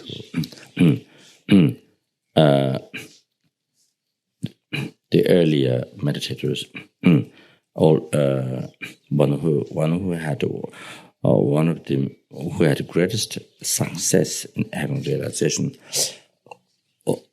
from whom I have taken the teaching, the peel retreat, taking the essence, where you, if you are living very isolated place, where it's difficult to get food, takes many hours to bring food, and so to live on pills and also to have less activity so that you have more time to meditate, and also very clear mind. With that very clear mind, I guess easier to achieve shamatha. That the perfect meditation, the karma abiding. So the basis of the great insight and basis of the iron path, basis of the liberation, so like that.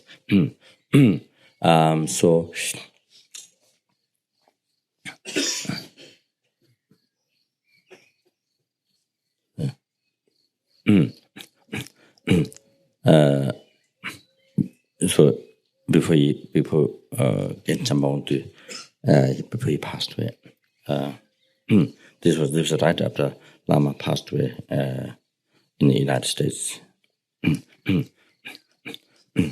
So as he made comment, as Genchambontu made comment, as he told us his story that Lama and myself, that it has been 7 years ago that he never went at the people's house for his own purpose. He said that for myself, he said, I have never been anybody's house 7 years ago just for myself, for his own purpose. So that means it didn't mean that he didn't go out of people's houses for 7 years, you see. But it means you see, what it contains, what it implies is that it means he generated bodhicitta 7 years ago. So I think up to that day when we met him means, I think the year, 7 years ago since he had realization bodhicitta. So when he went out of people's houses, it's never, there's no thought of seeking happiness for oneself, even once. It doesn't rise even for 1 second. Once you have realization bodhicitta stable. So while you have realization bodhicitta, you have no thought of seeking happiness for oneself. It doesn't rise even for 1 second.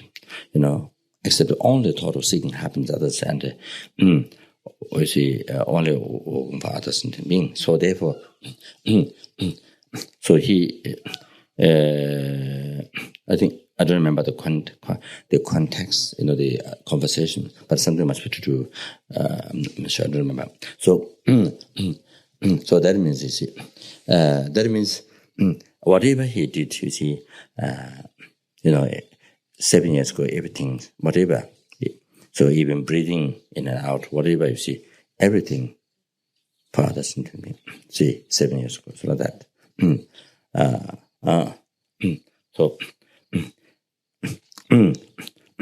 So here some older students learn Sangha, those who were there during the first Dharma celebration. So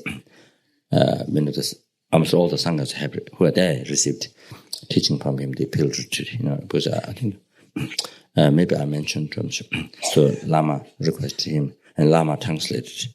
Lama was the translator, I think, for the Geshe-la gave the teaching of that. Lama translated, I think, maybe some of that. I was not there that time. I do much later, before he passed away, in case the teaching was going to be rare in the future. So like that.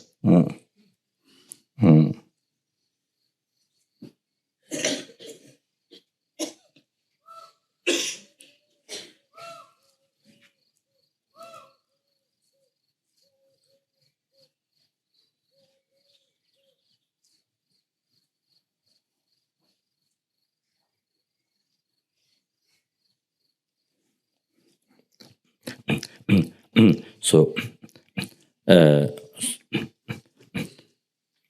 daily life, putting effort, attitude like this, then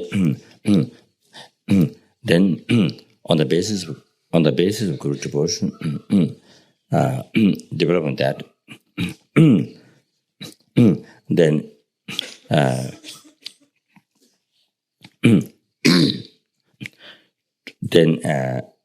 training the mind. See the actual body of the practice, actual body of the spiritual development, actual body of the practice. The Lamrim, see, developing the mind in the path, step by step. So first renunciation this life, then renunciation next life, then bodhicitta. So you can't have realization bodhicitta before that. So that one only you have to go. Only you can achieve realization bodhicitta by step like that. So we have. So one has to one has to direct one's own life. So one has to direct one has to set up oneself. One has to direct one's own life in this way.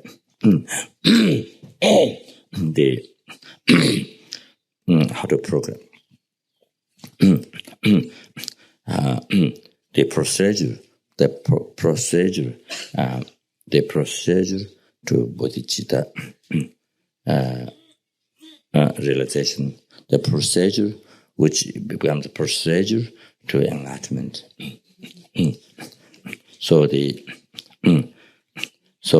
one has to say, put one's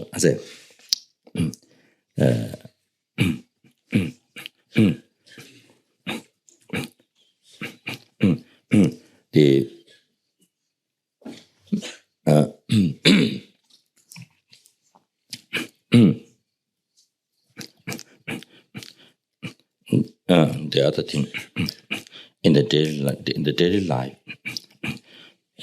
the main project in your heart. So on the basis of Guru devotion, developing this. On the basis of this, developing this and correctly devoting. On the basis of that, then develop this mind path. Renunciation to this life, this.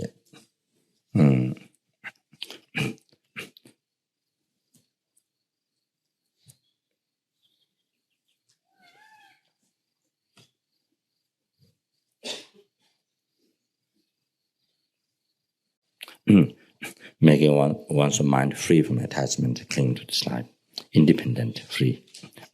Yourself independent, free from the attachment, clinging to this life. And then attachment to future samsara. Then to bodhicitta. then in the same day, then she also say working on the same day also say while one doing that also work on emptiness to realize emptiness and to develop that wisdom. Just realize is not sufficient. One has to develop the wisdom, and so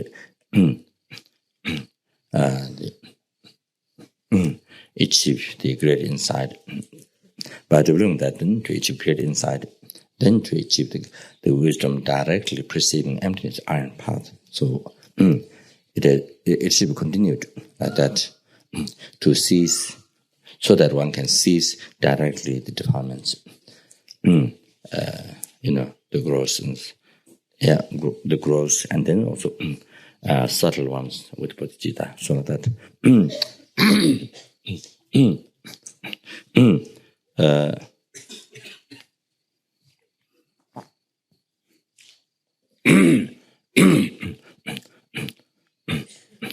so along with this,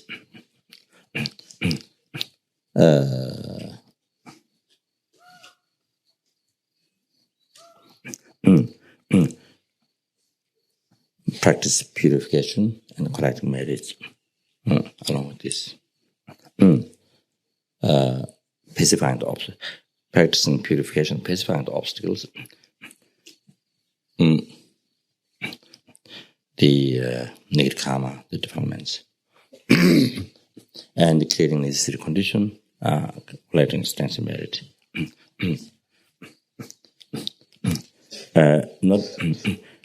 Not only doing those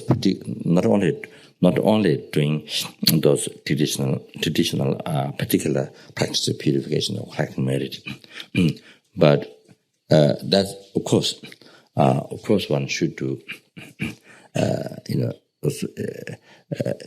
much as one can. I think that the most important thing in the life, so many. You see, so many of us, many obligations for engagement, many things. So therefore,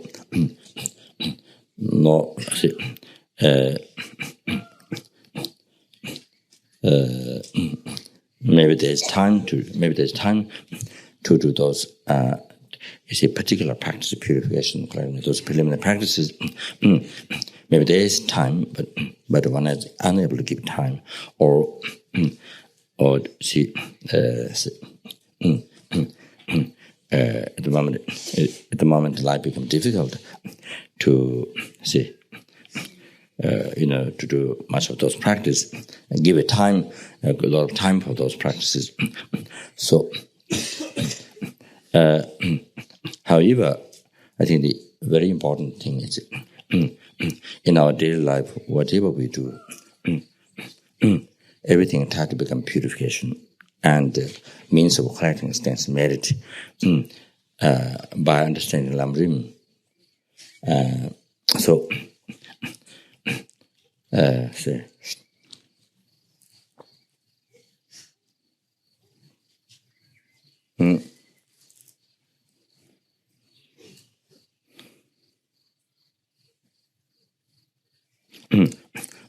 Whatever activity we do, doing job, eating, walking, sitting, sleeping, the normal thing, the daily thing, whatever, and the activity, whatever we do, you see, make that transform or make that is a great purification. That itself is a great purification towards mind, defilement and karma, you see, and make that itself means to collect extensive merit. That you see. So therefore, even you don't have time to do those particular, traditional or the particular practice of purification, preliminary practices, even if there's no time, But you see, whatever you're doing, if that's able to make it, you see, powerful preliminary practice, powerful practice of purification and collective stance meditation. So, with skillful means, how to practice Dharma, by knowing those essential techniques, what makes the action to become more powerful purification? What makes the action, these normal actions that we do daily life, means to collect the most extensive merit. So that you see. So this way, in a way that also helps the daily life actions, to not the very last thing, daily life activities, whatever we do, to not become negative karma, cause of suffering. So that's the very last thing. So it helps also for that.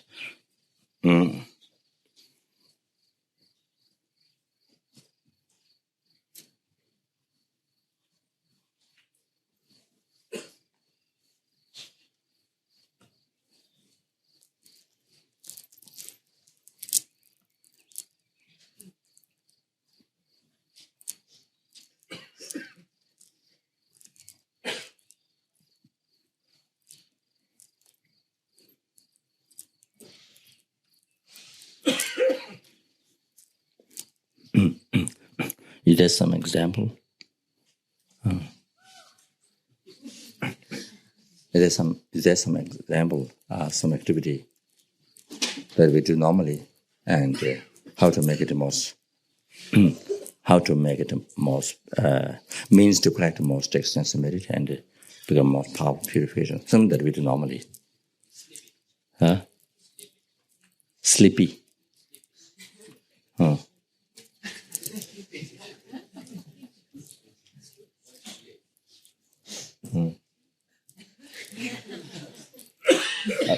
Can you raise hand? Because I could not. Oh, you. Anthony, you're saying that, or who's saying that? Oh, I see. Yeah. That's also my problem too.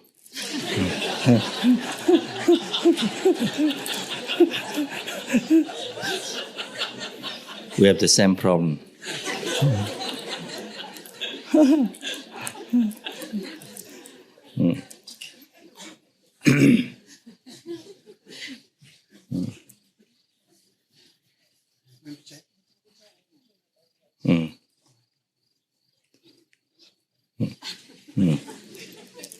No, that I was going to say, reach those part of things to explain one day. But anyway.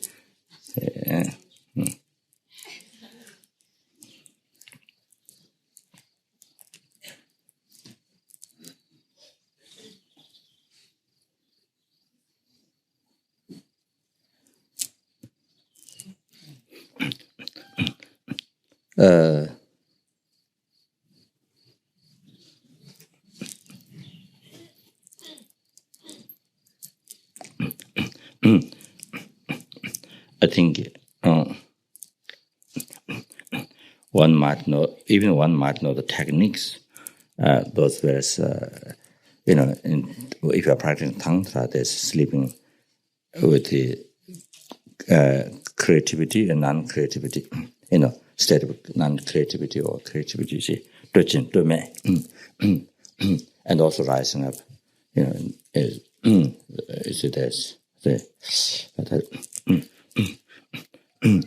I think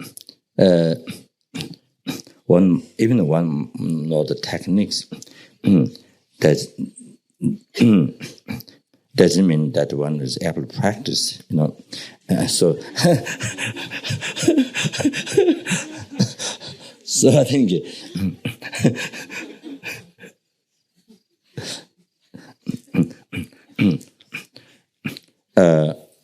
one has to plan, today, you see, I think one has to plan much. One has to plan much ahead of the time.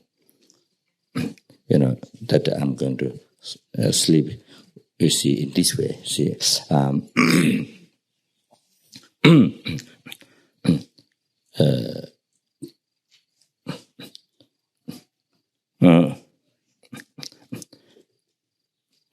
the practice of sleeping. With such this technique, I'm going to sleep. So you make a strong,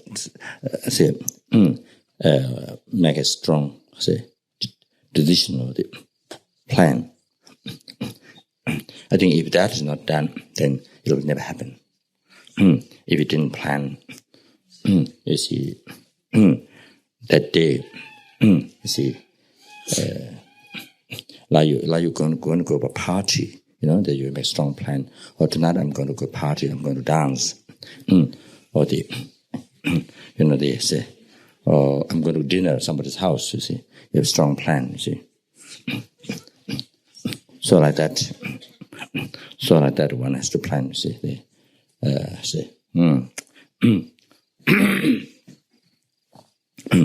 Then it can happen. That.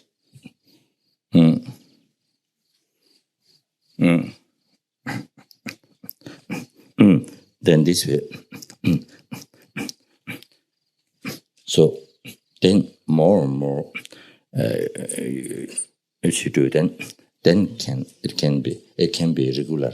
It can be a regular practice. Then the sleeping become virtue. Yeah, that.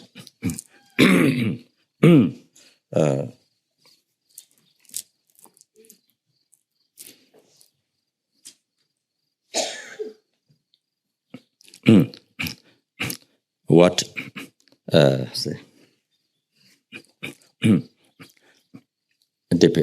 depending on the level of practice now.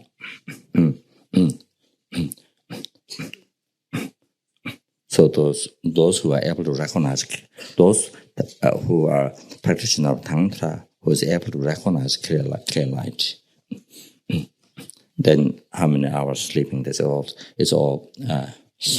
It's like an atomic bomb. They meditate on clear light. They say to destroy the dualistic view. The defilements. That one is like atomic bomb. So that is the one. That's the realization which makes to achieve enlightenment in a brief lifetime of degenerated time. Without not even lower tantra where you achieve enlightenment in one life, but that means by achieving immortal life. By achieving immortal life.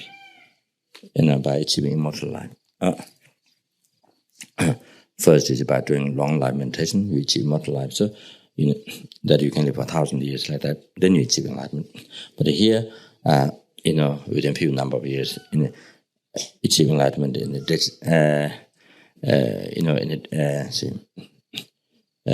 a brief lifetime of degenerated time. So that means a few number of years.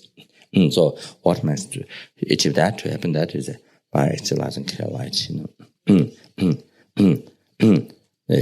Like I think like a Shiraptin Batu, like Lama Ishi. Like I say, Lama does like that, you see.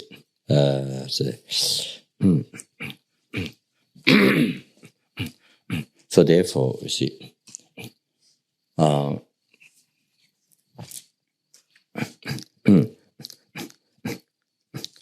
the whole sleep is meditation. So therefore, Lama asked upstairs upon ask people to not make noise, to not make noise around. It's not like many people who see, like the West, cherish so much sleep, cherish, like a jewel, like a jewel. Like a jewel is cherished so much, the sleep, So therefore, don't disturb. It's not that. It's not that way. It's a, it's a meditation. It's a very important meditation. It's not just meditation 3 kinds apart. It's not just that. It's the highest Tantra meditation, clear light. So, very important things. As I mentioned, you see, by having the realization, then you achieve enlightenment. The yogi, who has that realization, and then that's the yogi who has the possibility to achieve enlightenment in this life, on the same body, say, in brief lifetime or reasonable time. So that, of course, that meditation, you see, becomes so how important it is. There's no question. See. So Lama's asking people to not make noise around. You see, nighttime and day. You see, so after meal, Lama takes 1.5 hour rest. You see, but lay down, not sitting up like this. Lay down.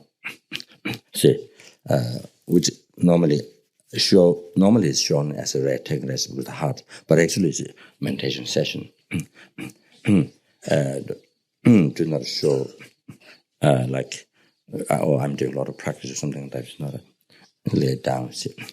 In that way, do a meditation session. You see,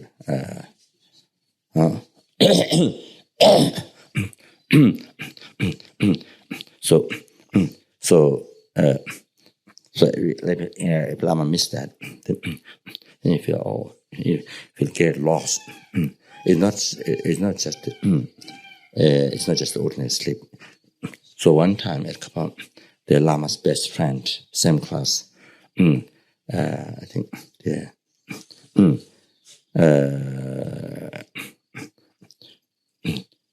I think Lama and Geshe-Sobar, which is the teacher, one of the teacher,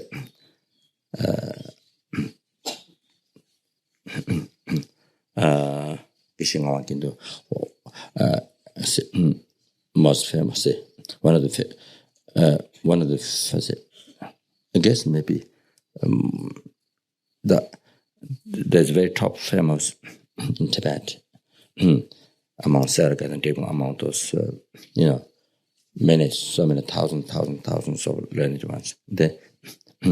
Maybe not the very first, but maybe the second famous Geshe-Sobar teacher and Lama's teacher. So he passed away, reincarnated to Lama's friend, this Chambachli. So he was monk before, the same class as Lama. So later, before he changed his life. So was Nepalese nationality, married and then came to Nepal. So anyway, they're the parents of young Srimati and Dharma, who has been translating for a long time in the one channel. So the father is, Lama's same class, very close friend. So one day they came, then Lama didn't get done this, the rest, this 1.5 hour. So then that the Lama, he expressed, like lost jewel, like having lost a jewel, you see. And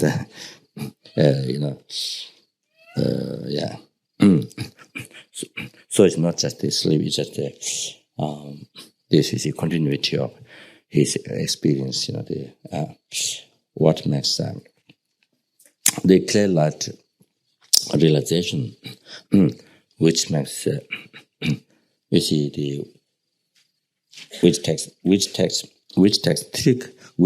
three countless great eons to achieve enlightenment. In Sutra, say, Paramedian Sutra. So here, which takes 3 countless great eons in the Paramedian Sutra to achieve enlightenment. So here, you finish. You need to quite merit for 3 countless great eons to achieve enlightenment. So here you see, finish all that merit in a few number of years. Which takes 3 countless great eons, which takes 3 countless great eons in the paramediana. But all that merit finish within a few number of years by having realization of clear light and illusory body. So like that. So anyway, so that's the most, as I mentioned before, most powerful one. Those who have that realization. So anyway, I think that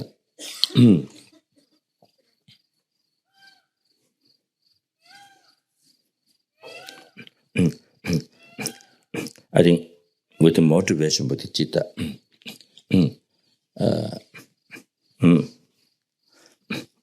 so we have to take refuge.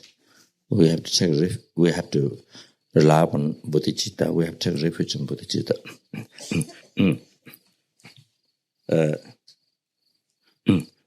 To make the sleeping, you see, most beneficial.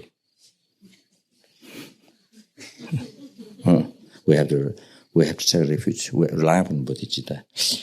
But you see, with the motivation bodhicitta, that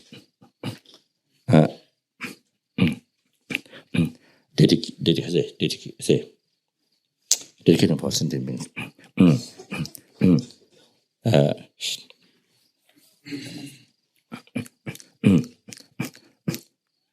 For as a medicine or as a food for the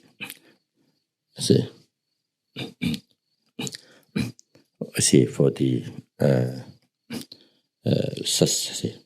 for health, that and also that also affects the mind.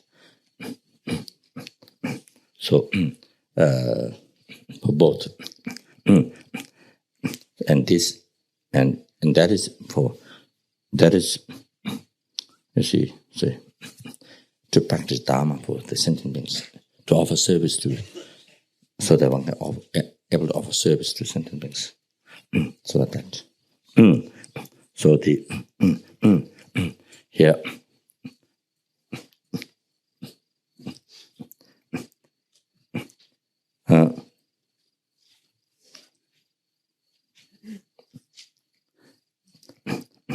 Relying upon bodhicitta is the motivation.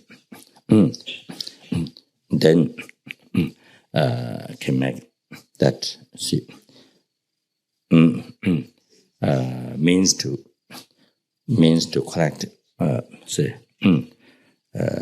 most extensive merit because it's done for the benefit of because it's done for the benefit of numberless sentient beings. So you get numberless merit like that.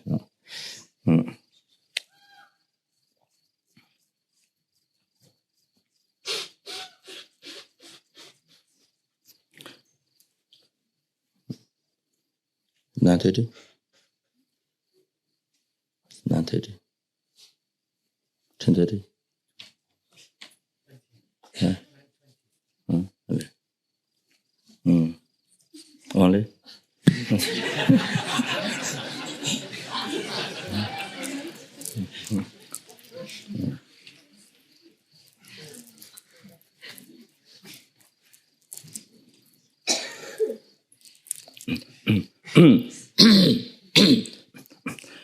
So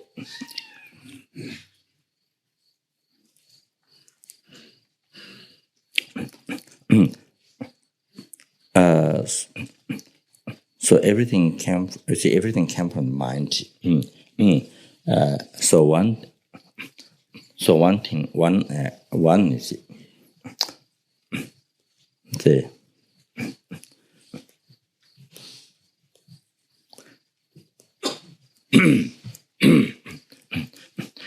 so one explanation, one analysis, as explained this afternoon, that one, and I suggest to do walking meditation along with that, to see, by practicing awareness that. So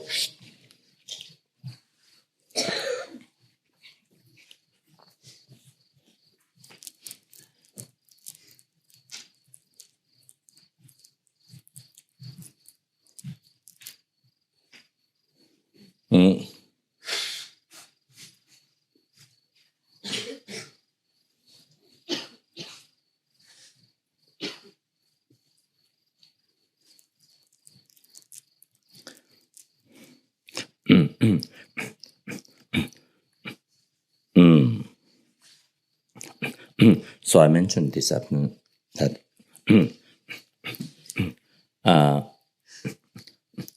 by using a letter, an example, the Z. So when you before you were taught by somebody, introduced by somebody that this is a letter Z. So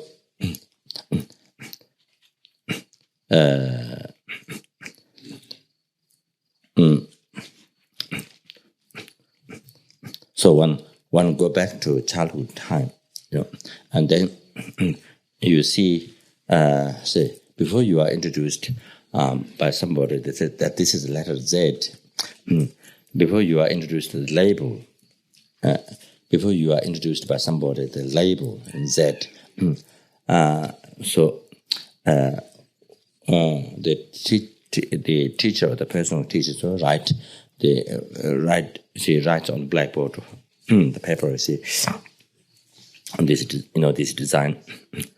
So like that, see, like that.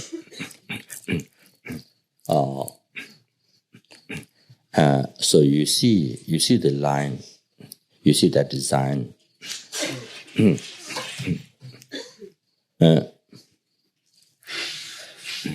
You see the design,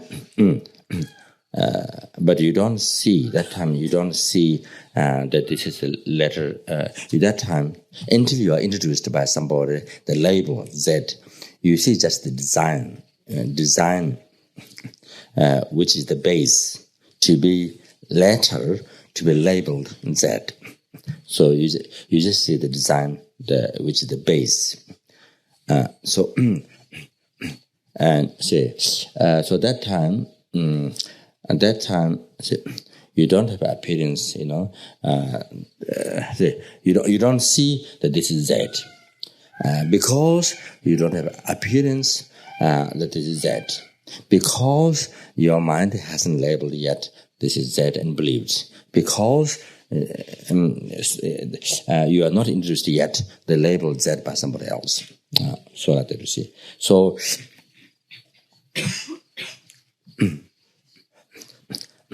So only later,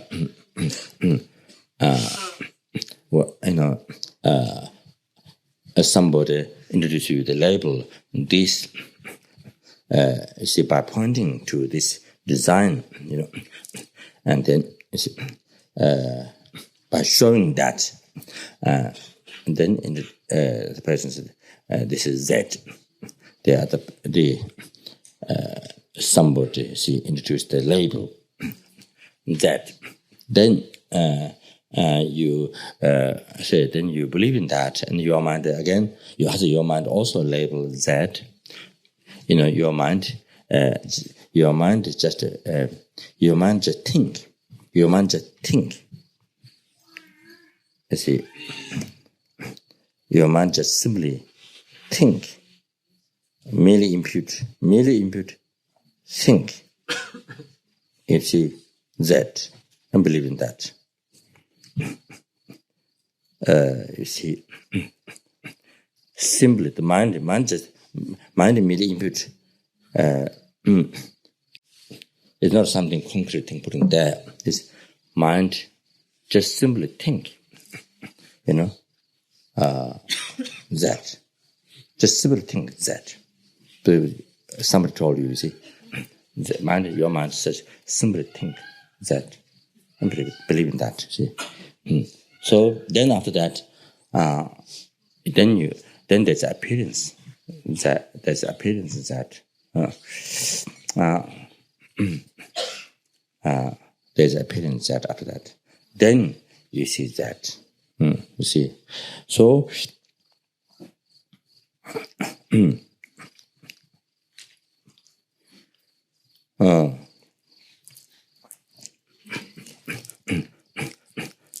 so you see. So there's all this evolution that comes from the mind, up to that you see that this is that you see up to that, you see that this is that. So see like that. So the appearance of that come from the mind.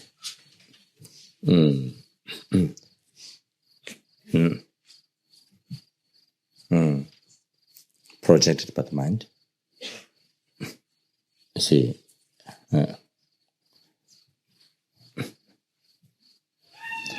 So that the that you see, so that appearance comes from the mind. Appearance that. So that you see, it comes from the mind. That what one see comes from the mind. Mind creation comes from the mind.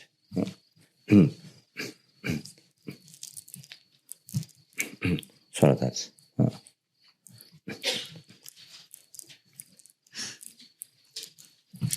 So like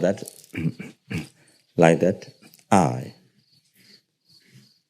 see I which is appearing to us came from the mind, exactly the same, and I that you see, see,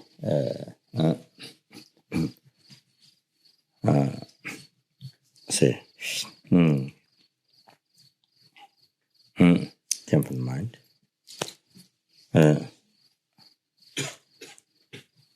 I that you believe, so, what is merely labeled, what is truly existent, projected by one's own ignorance, one's mind, all came from the mind. What is hallucination? What is false I? What is I that which exists merely imputed by the mind? It's all came from the mind. So same.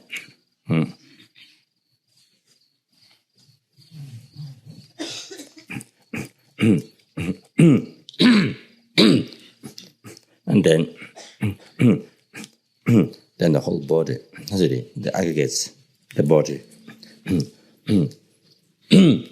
This which is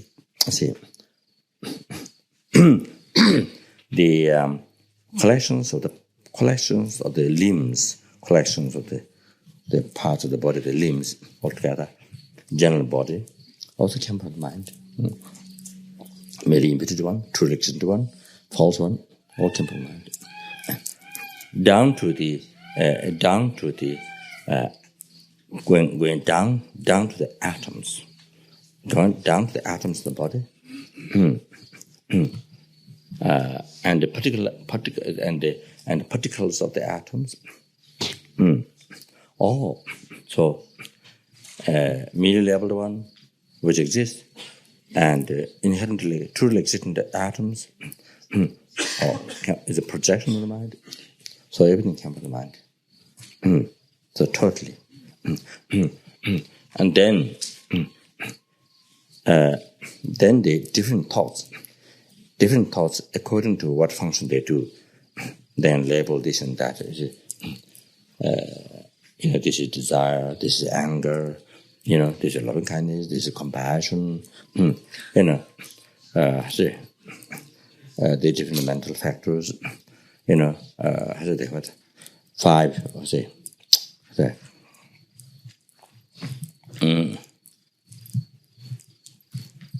it's called other five omnipresent, or the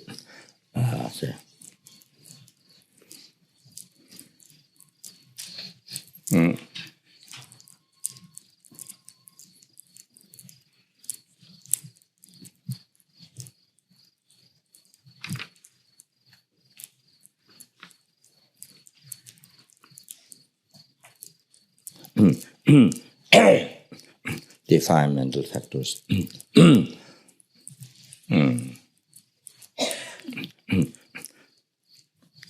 That which rises at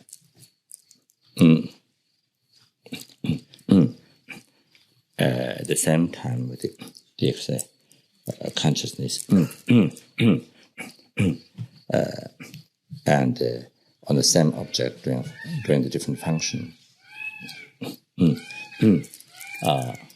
The same object of consciousness, the same object, then those different mental factors exist as a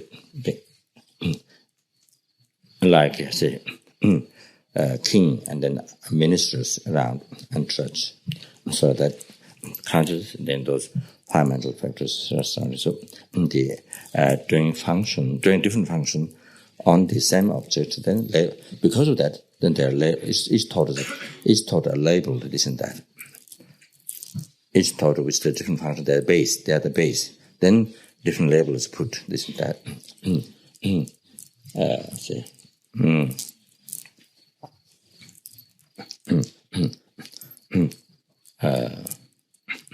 The contact feeling, there's intention, also like comprehension. And so different level, the label put different level is imputed, made it up at different level, by thought that depending on those different thought that does different function on the same object. So like that. So anyway, so all those six consciousness, the 51 mental factors, all are merely imputed. All those are labels there. Or different labels of what is made it up, what is taught, what is imputed, came from the mind.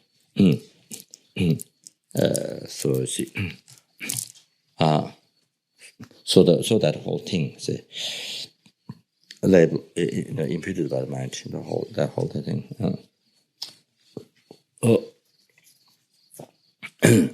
According to the base, during the different functions that they do. So, so like this.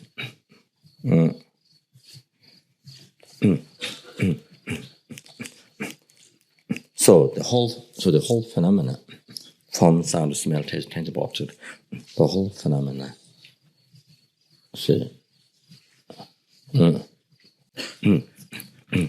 Like the appearances that came from mind, and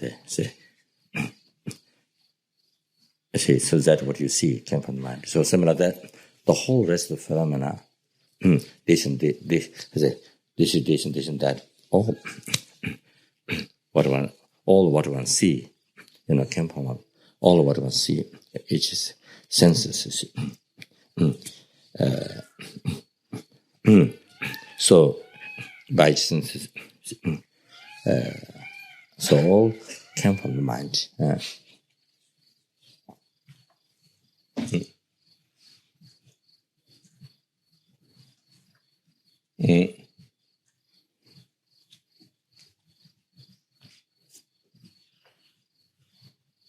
There wouldn't be you don't see those phenomena.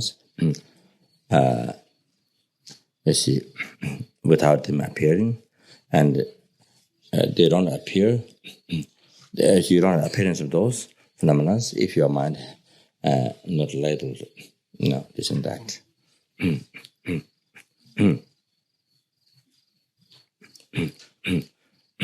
So like that.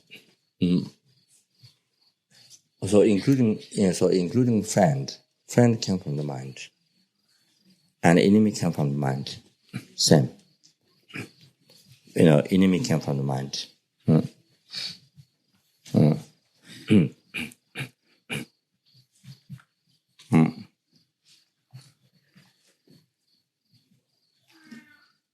Just the mind. Once your mind made it up.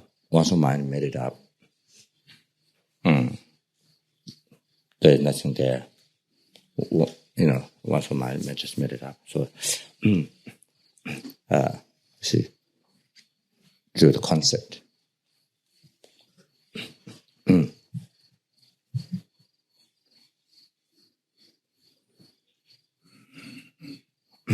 So like that, say,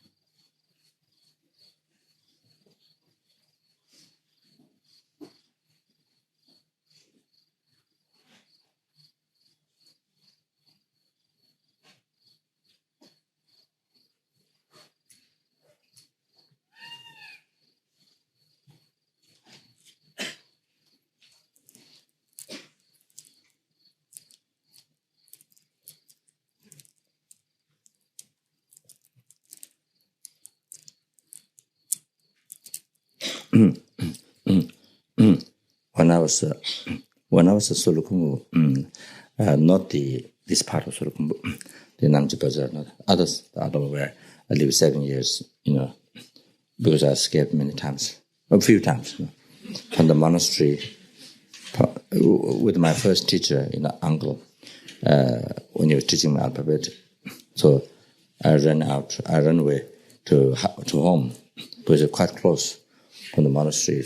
We ran down to the to the village, my mother's house. So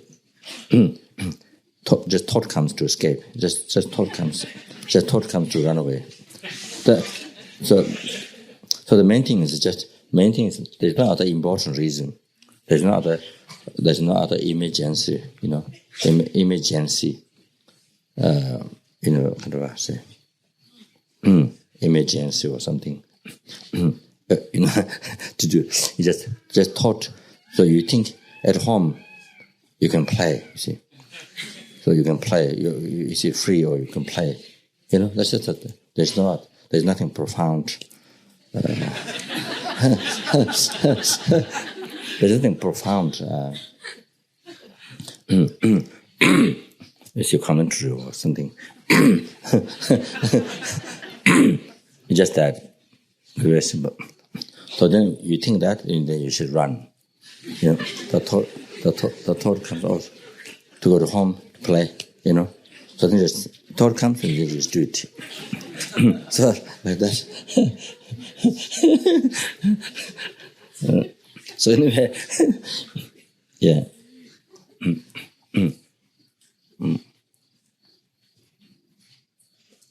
So I think maybe 2 or 3 times, not many. I think 2 or 3 times maybe did. So one time there was snow. One time there was snow. So I was blowing. There was one plant that has very good sound. Not like didgeridoo. Not quite like that. Maybe somebody can play, maybe it can happen. But anyway, so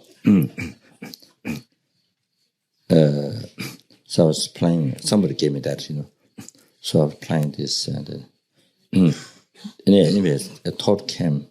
My teacher went inside to make food.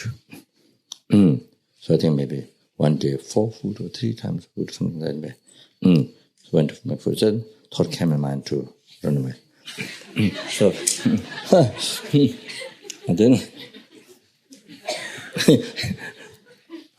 so my mother gave me a dress.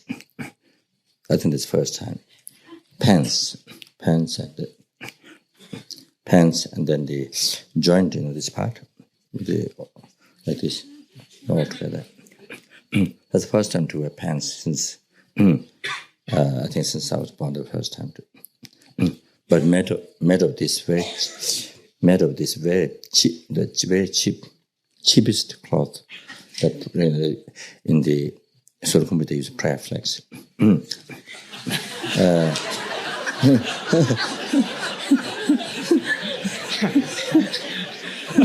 So,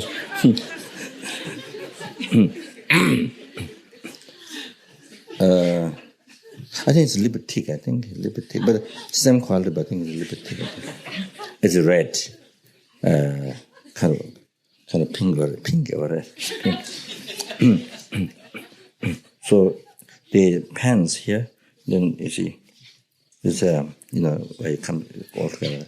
So between here, two put together, you see. So there's where two put together here. Then there's a lot of lice, there's so many lice around here. There's a good place for lice. This is where the two cloths, put together. So they see. So those are usually good place for lice. So anyway, so I don't know how to use to go to toilet. I don't know how to use the pants. No idea. So anyway. So I escaped. So I ran down from the monastery to my mother's home, you see. So there are many caves. So caves is not big. Rocks and caves, dark. So I used to be scared of those, you see, those dark, caves like that. So I used to run down non-stop to enter its mother's house. So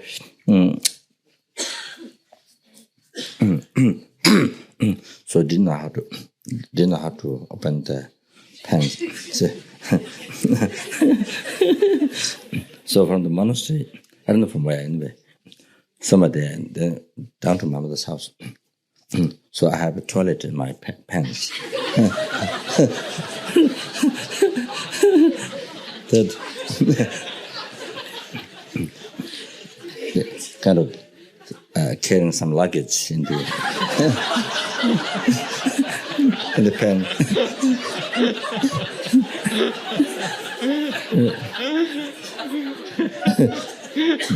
Carrying a bag or something, see.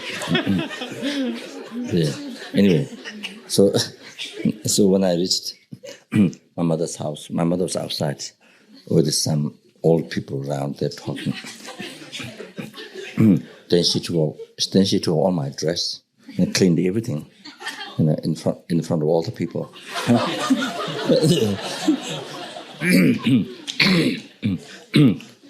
Anyway, so what I was talking. There's a side of talk there. Say. Oh yeah, that's right. So because I escaped a few times, so my mother sent to Rolling. This is much more. It's also Pema Sambhava's hidden in the holy place. Hidden holy place, much more primitive than this type of. So I lived there 7 years, but I did come back 2-3 times to my teacher, my second uncle. We talked about the second time alphabet. So when came to this side to receive teachings from that initiation from the Dharma monastery, the Lama, old Lama which I described, and also came to see my mother. So back came maybe 3 times that year.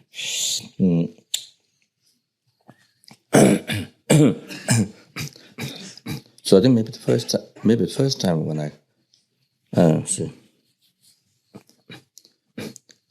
I think first time.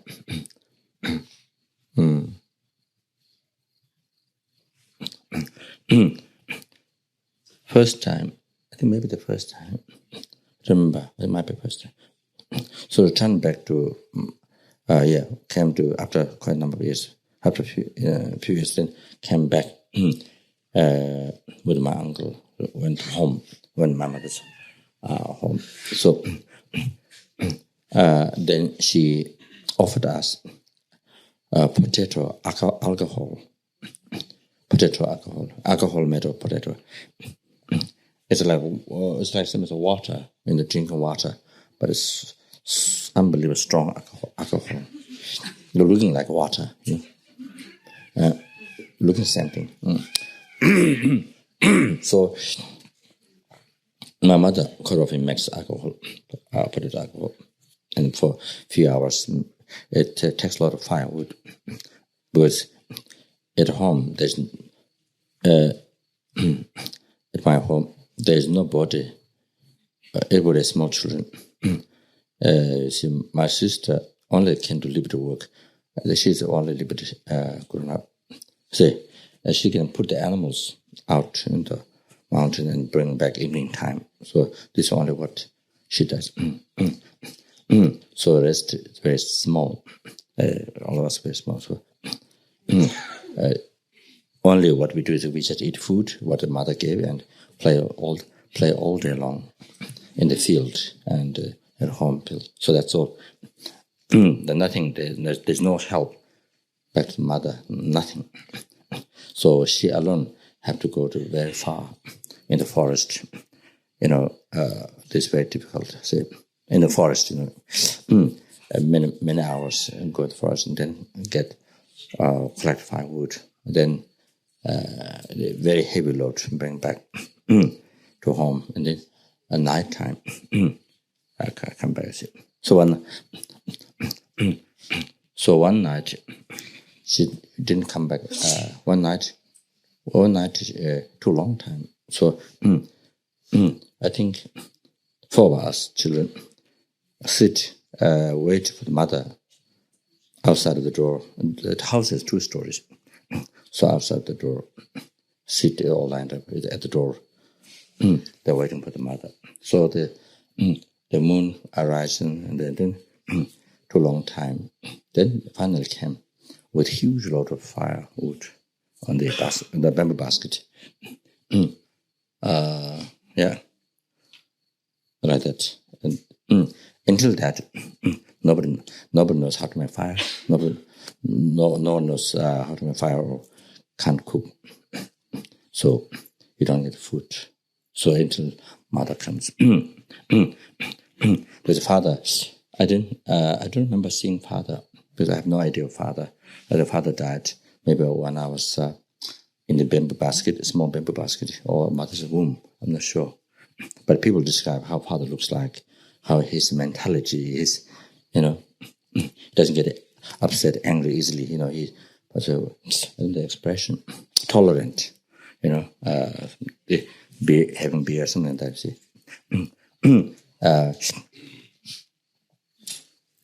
only thing I remember is so the blanket that we use to sleep, the whole family is father's, chuba, father's dress, with sleeves, but it's animal skin inside the hair. The animal skin chuba with sleep. So this, so that covers the whole family.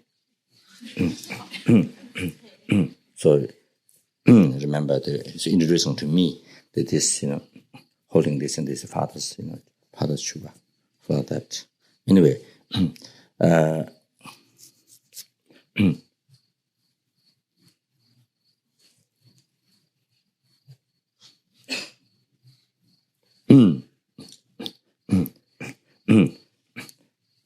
Want to say.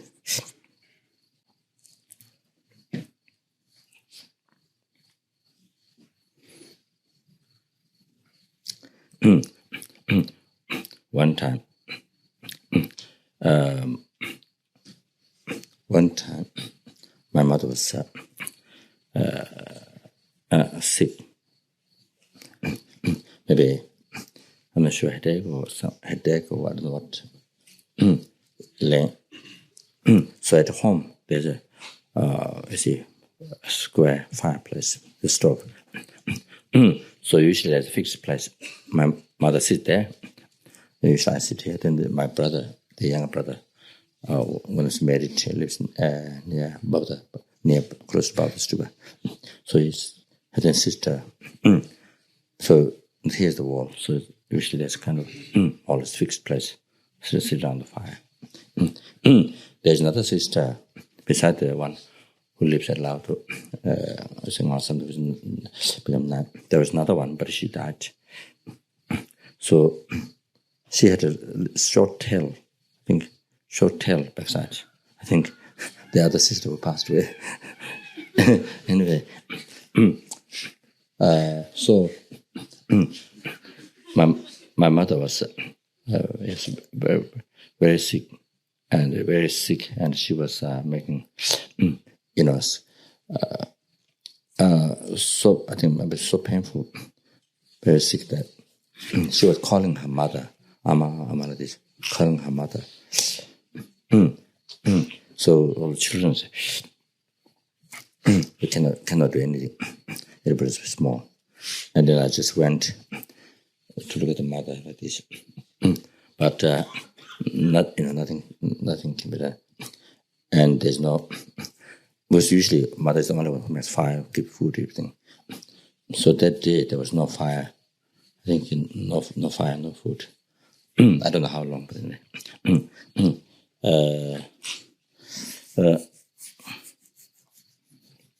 Anyway, actually, the point is, one point to tell is, so when we arrived there one time, the mother gave us potato alcohol, the alcohol, see, the strong one, offered to my teacher, then to myself, in this glass.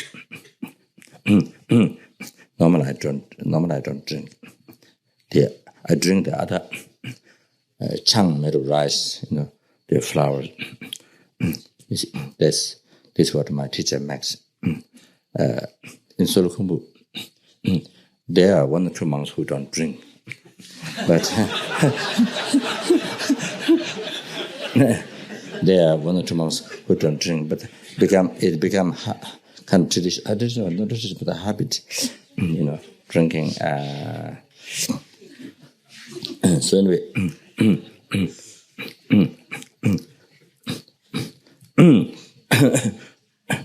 at that time, I didn't take. I wasn't monk, because I could only become monk in Tibet, the Diplomatic monastery. But chang that we drink is that, not this strong one. So anyway, so I had a few sips. The mother in the potato wine that mother gave. So after that, my body has no control at all.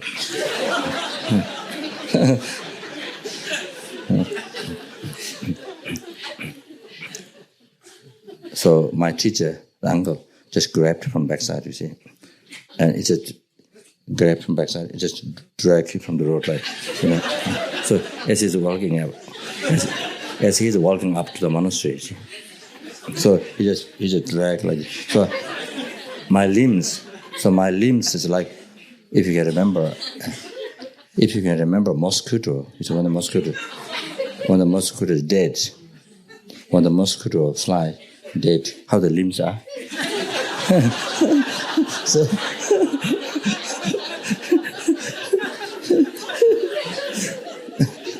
So like this.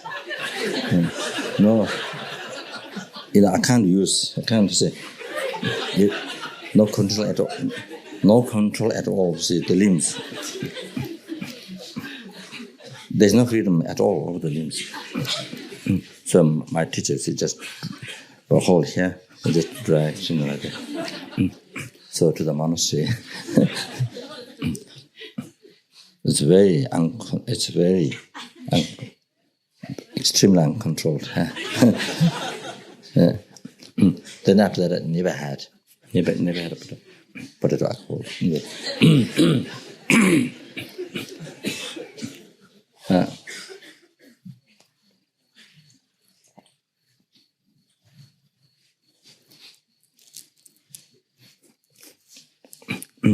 I remember, since I'm telling the story anyway.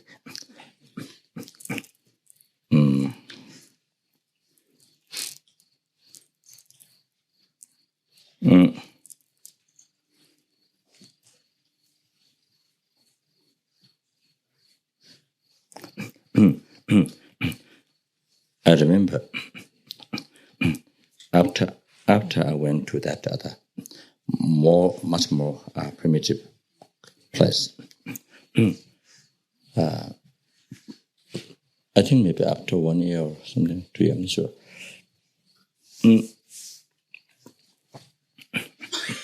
Then I wrote my mother.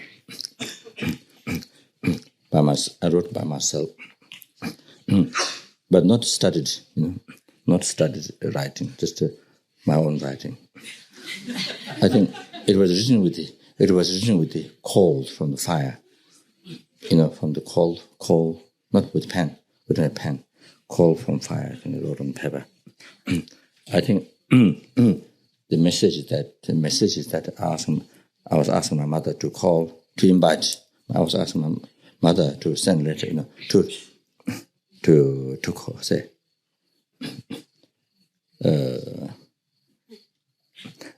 to call, to ask to come back home, say.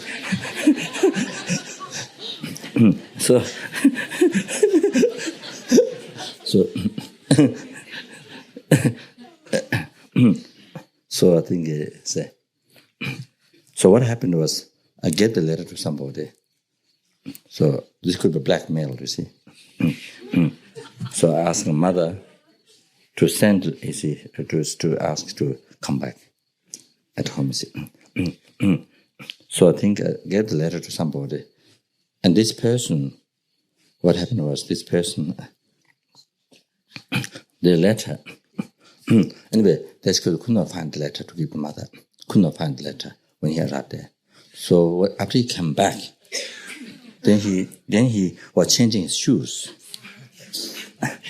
In the Sherpa shoes, there's inside you put grass to keep warm the feet. Like there's no socks, but it's like socks. You see, you put the dry grass inside, it keeps the feet warm. So you have to change the grass often. You see, that because if it's wet, then it's very cold. So you have to change. So each time you change, you feel so warm.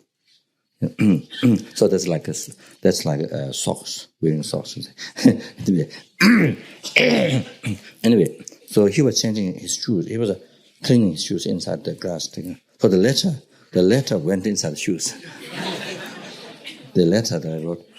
So the man somehow went into the shoes. And then only after he came back, when he was cleaning shoes, the letter came out. So the letter. So anyway. So I did the same. I did the same thing what Lama also did. Lama also asked us from Sarah when he up to when I think it was 2 years, 3 years, what? 1 year I think. I'm sure. Wrote to Maria, mother, say, please come to pick me up. So anyway.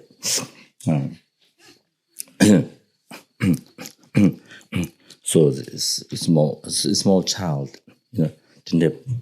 there's not much deep thinking. You see, just only want to play.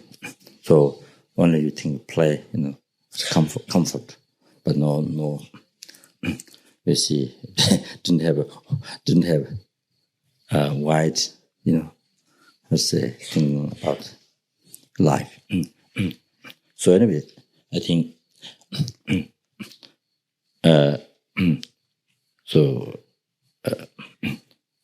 came to see, take the initiation, came to see mother, then went back, stayed there 7 years.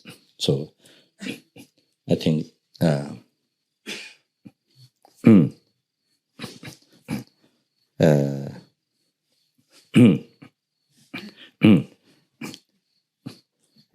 that's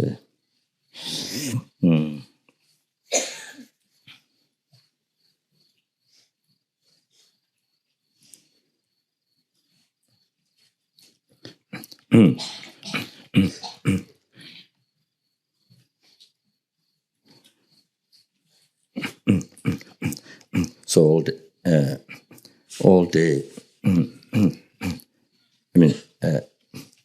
I had to read Dharma text this is a kind of a training, or say, you see, yeah. So sometimes, I thought my teacher, the uncle, left very far. He left very far. So I was supposed to read in the text. So I turned back many pages. As if I read. As I finished reading, I just turned back. So,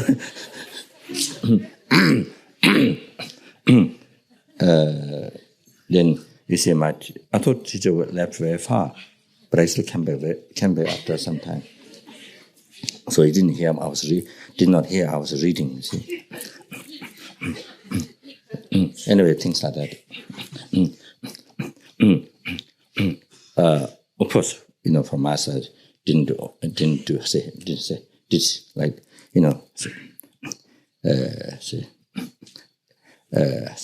didn't say study was didn't say did this kind of things, you see, being naughty, you see. So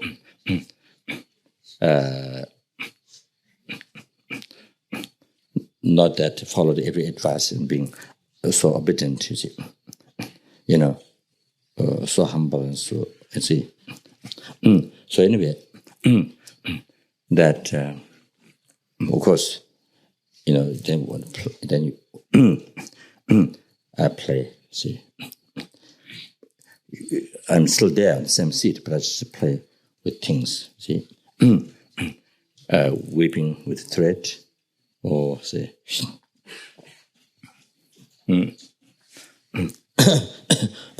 watching the spiders. There's a lot of spiders. Spider. They put the spider web. They put the spider website. You see.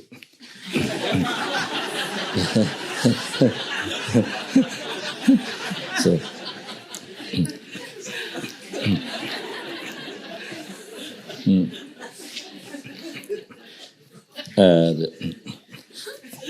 So I teach so I spend time teaching the spiders. You see,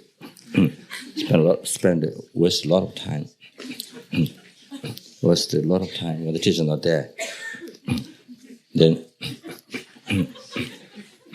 I throw peppers or small wood or something on the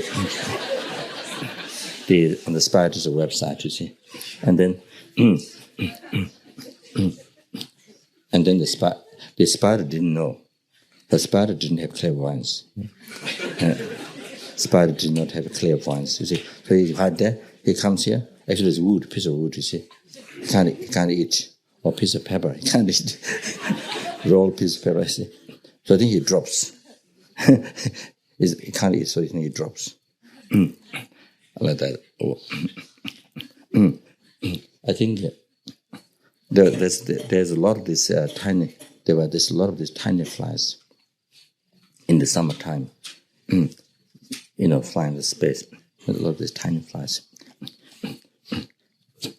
So, so I have these heavy karmas to be purified. You see, those tiny flies in the sky flying in the summertime. So I see, do like this, and then give it to the spider.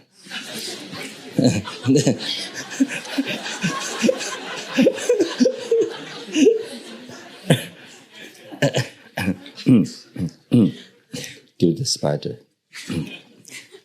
So anyway, so there's many of these need karmas to be purified. So anyway, so my teacher, you see, so when because you see, so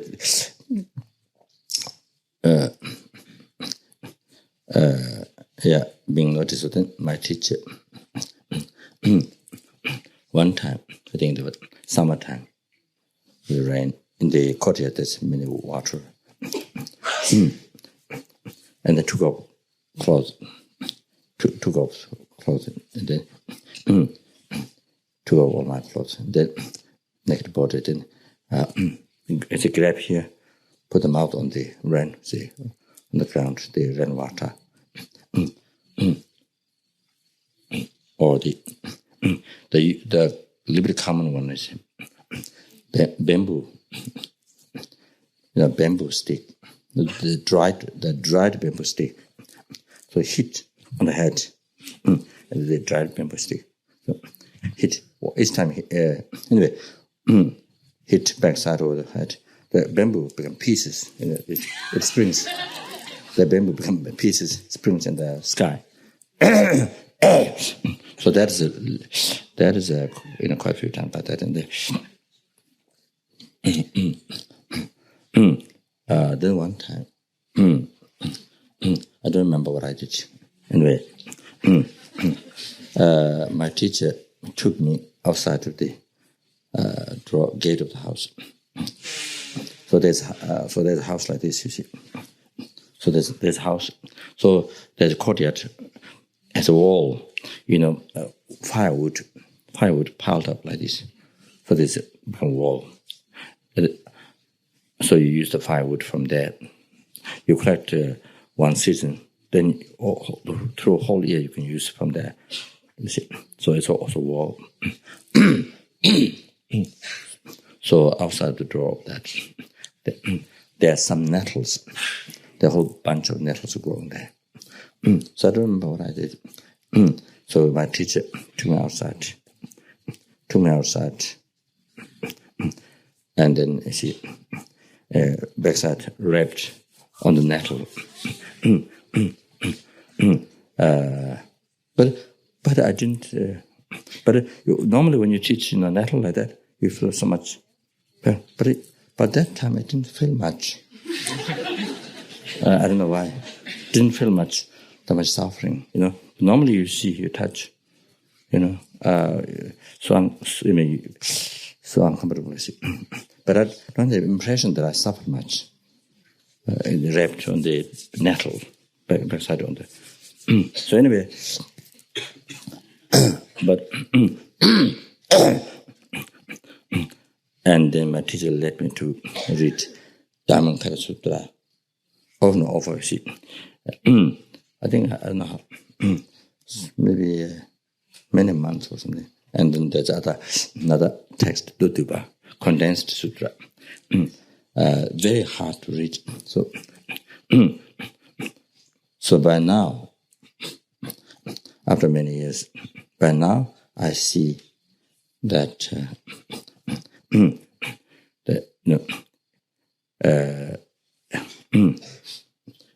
if he didn't beat me, you see,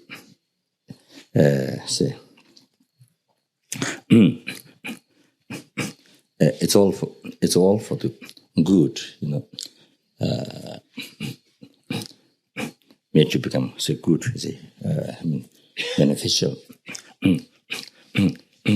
So he's all the beatings, scolding, and leading me to read this, texts over and over. You see. So now, I see, definitely, there's great benefit. The tiny bit understanding of Dharma. They say, able to have faith in the Lama Tsongkhapa's teaching on emptiness, able to find faith in the Lama Tsongkhapa's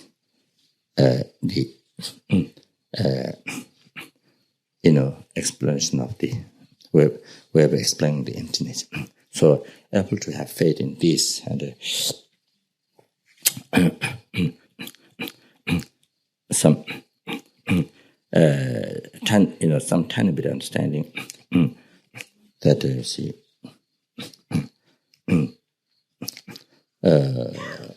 so that came from in early times, the purification that my teacher is a purification that my teacher, you see, beat. When I was doing mistakes, beat. See, and reading those, letting me to read all these scriptures. So definitely, what I can benefit now, even it's very small, very limited, but you see, it's come from there. You see, so that is the source. That all the positive imprint and purification of that. See.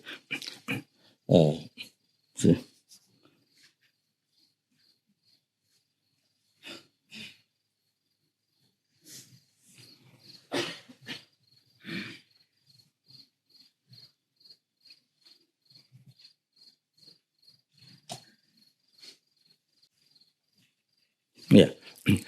Then what I was going to bring up is this one. It just become long. So when I was in this very primitive place for 7 years, so first time I saw, I don't know, these people from French or I'm not sure from where. The first time I saw was in person, you see. The first time, so the impression that I had, you see that time, the very first time I saw was in person. So I think there may be a couple, three people came to my teacher's house. So that's the first time when I saw.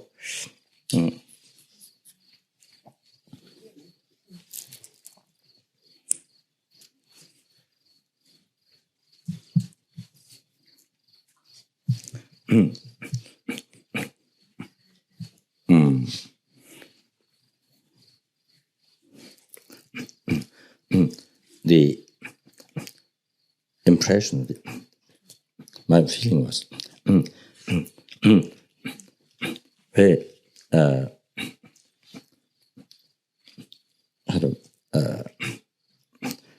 very strange. My feeling was very strange, and hairs all yellow and something very strange. I think maybe also hairs here, very strange, and the eyes, the eyes kind of, and maybe blue. I'm not sure. Maybe it's from German. I'm not sure. The eyes and the language. I don't know which country. The language is there. What I recollect is piss, something like that. Piss, something like that. This is what impression I had. The first time, kind of, So I was watching it at the museum and feeling very strange. And look at it. So anyway, I was talking how things came from the mind.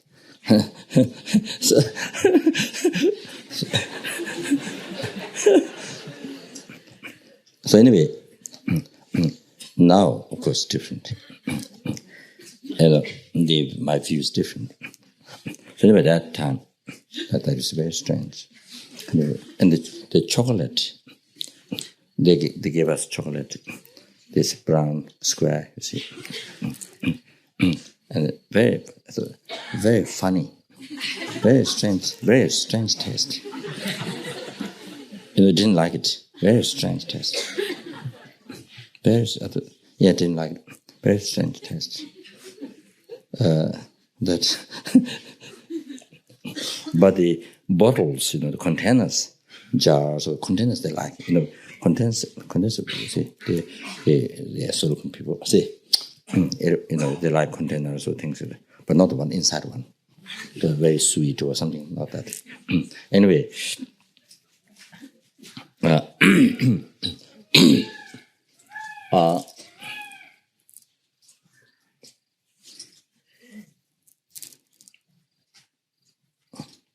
So different view.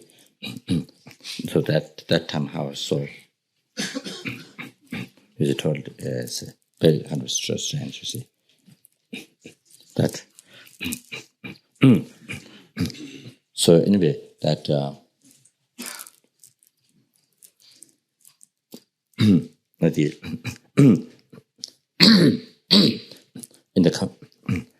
in the countries where people where so many people have goiter, you see, place the country where so many people have so the goiter, yeah, goiter, huh? Goiter.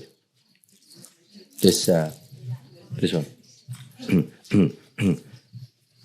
And Sulukumbus, many people had, but in before, but in past years, they know that they can do operation. In the past years, there are many people who have goiter. Yes, I don't know what, but in recent in the these hospitals, they say they know that they can be operated, say like that. So anyway, so in the country where so many people go to, it's very common. So it's nothing strange. It's nothing strange, you see. Yeah, so many people have, so it's nothing strange. So, and then somebody who doesn't have goiter comes in that country where there's where the people have lots of goiter, you see. Somebody who doesn't have goiter comes, then people think, oh, this very strange person. Because he doesn't goiter. Because the rest of people have it. So here are the good, bad, you see. So good, bad is come from the mind. So the having goiter is good because everybody has it. Then when that goiter comes, it's very strange, bad. So they're looking at it bad, you see. Also, one Lama expanded in the teaching commentary, but the chapter I'm not sure. Said he used the example because something is not familiar to your mind, you see, and then you say. You think, say, strange or say, bad or something like that, you see.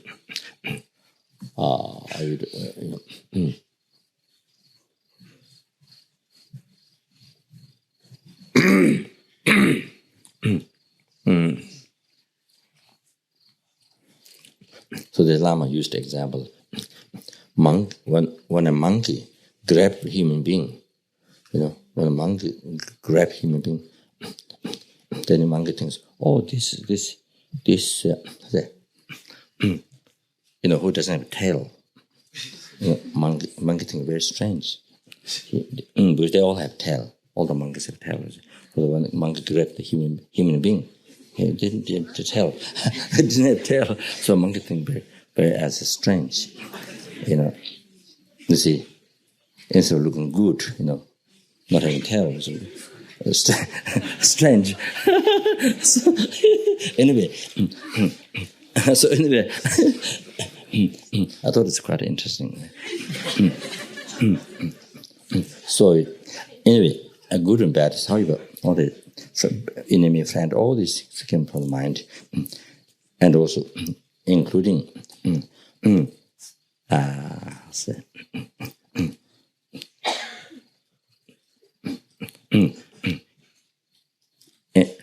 until we label the situation of life, until we label our problem, until we label the situation of life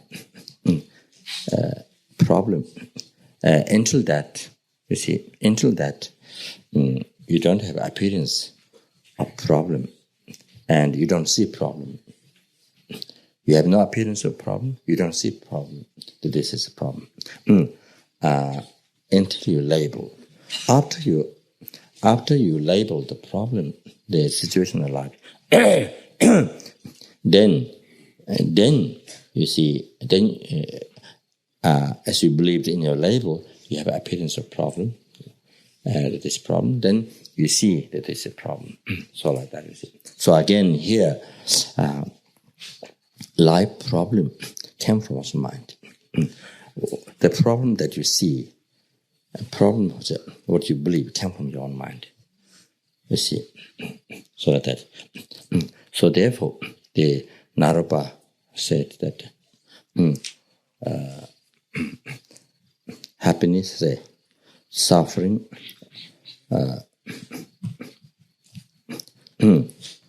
it is included in the specific.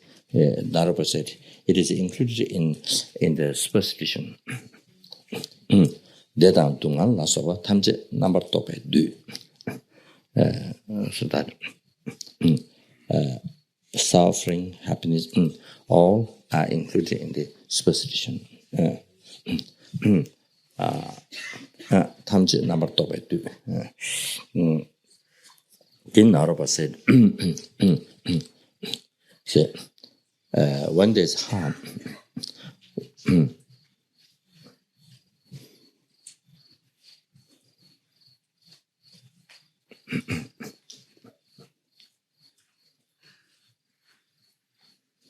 when there's harm,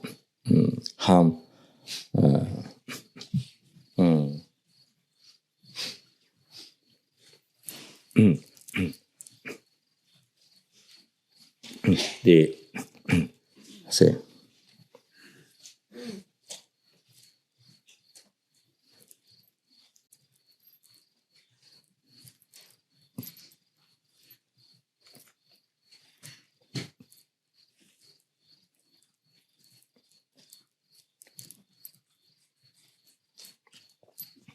when there's harm, I think what I'm saying, when there's when there's harm, the superstition, your superstition is harming. And that's it.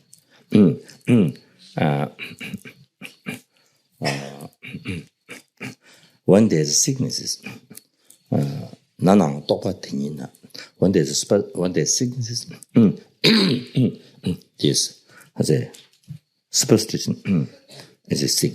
It's a sick. Nanang topa tingina.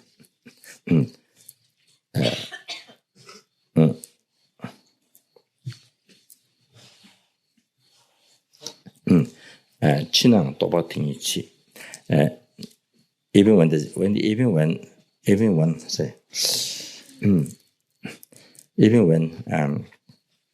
that happens, or even when that happens, the superstition dies.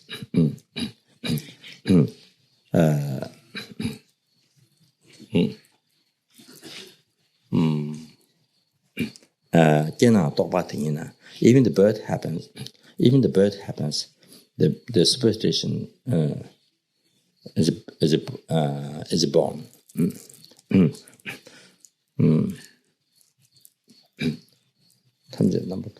So all a superstition. Then number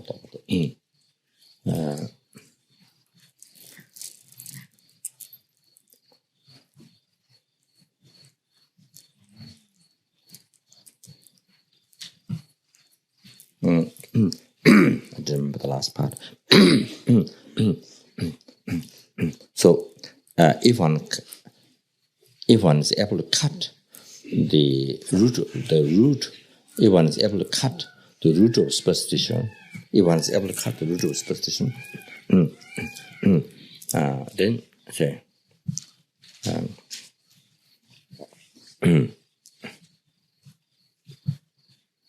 then one will be liberated.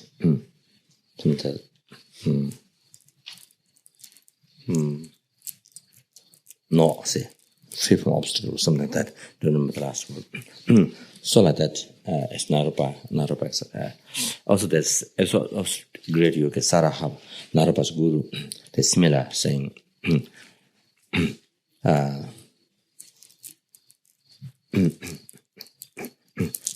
believing there's something outside to be afraid of, but actually your concept is one. What is frightening you is by your concept, by your superstition, by your concept. There's nothing outside there. Your concept is to frighten you. So there's a whole quotation like that.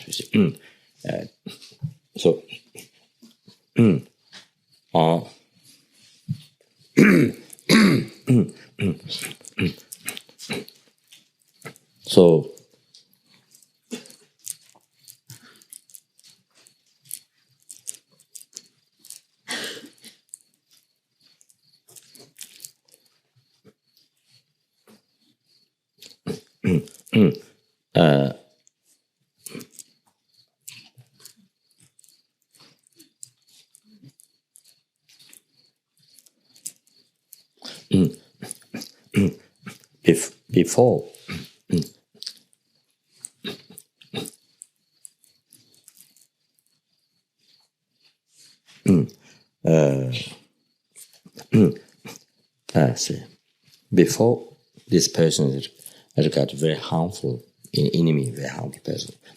But then after meditating on the patience, thinking the kindness of that person, all the advantage, benefit, what you get from that person being angry to you and beat or insult, whatever he did, you see, by thinking all the benefit what you get from that, then that person become that person become most precious, only benefiting to me, only benefiting, most precious, most kind, what you say, best, the best friend. So that. So now here, she total change. The most positive is but the best friend, best supporter for you to have realization. You see, to each other. So that.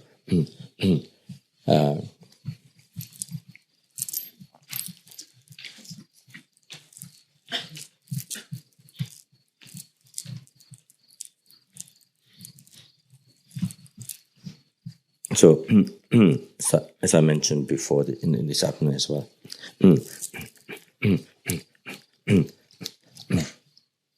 so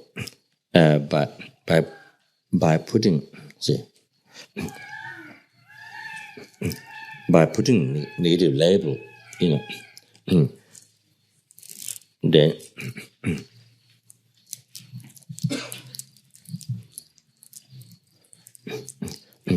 then you see by putting negative label, then there's a appearance of negative.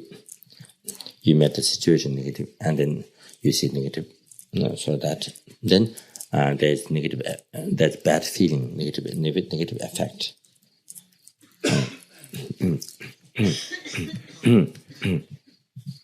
Then there's negative thoughts to the other. Then you see you generate negative thoughts towards others, towards other people. So that you see. Then by putting positive label,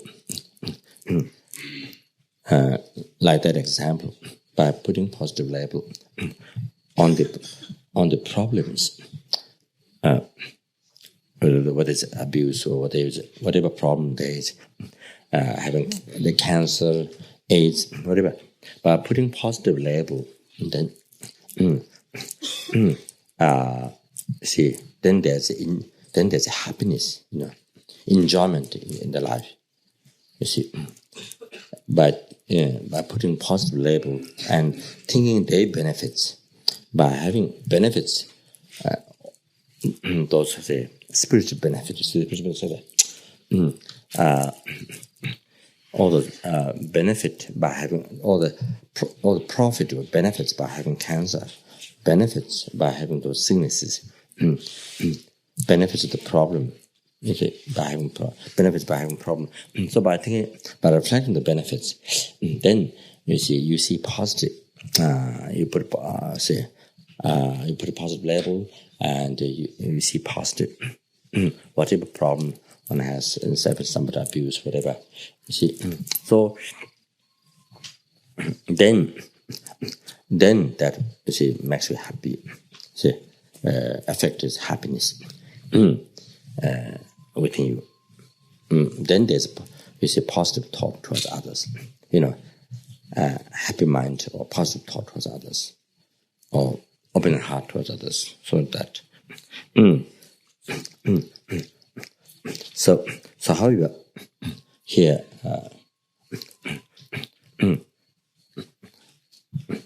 because all these come from whatever you see, whatever appear, come from one's mind. So therefore, you can change. Therefore, you can change. Come from one's mind. So therefore, one's mind can change and can make the life happy life. You see, instead, you see,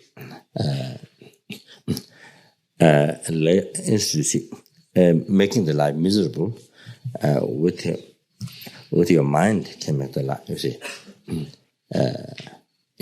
happy life. You see, happy life, meaningful life can make with your own mind. See, way of thinking. So, there's a different way of thinking. So like that. So with the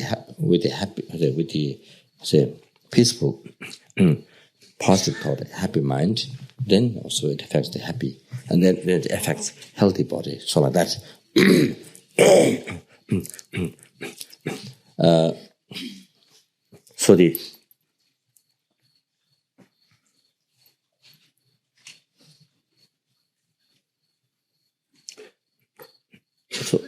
So here what I was trying to say is that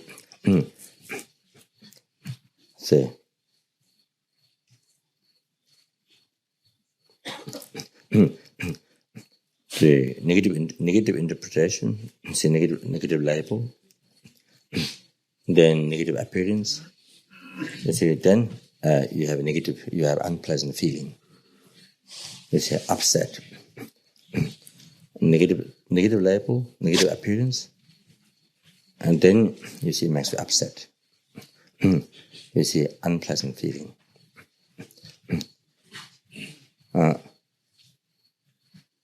It affects you back.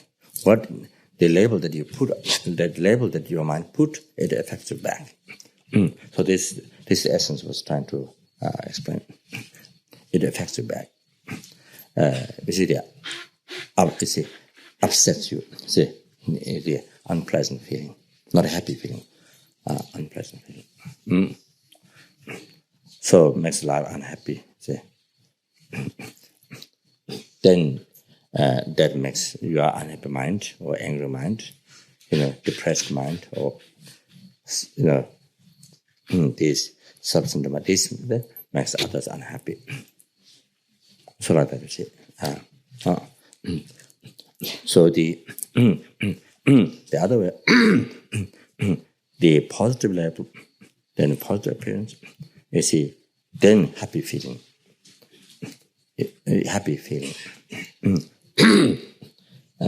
Then the happy mind, the peaceful mind, you see. Then able to affect others, able to affect others' happiness. So you see, they are like that. So in our daily life, every day, every hour, every moment, what kind of feeling you have?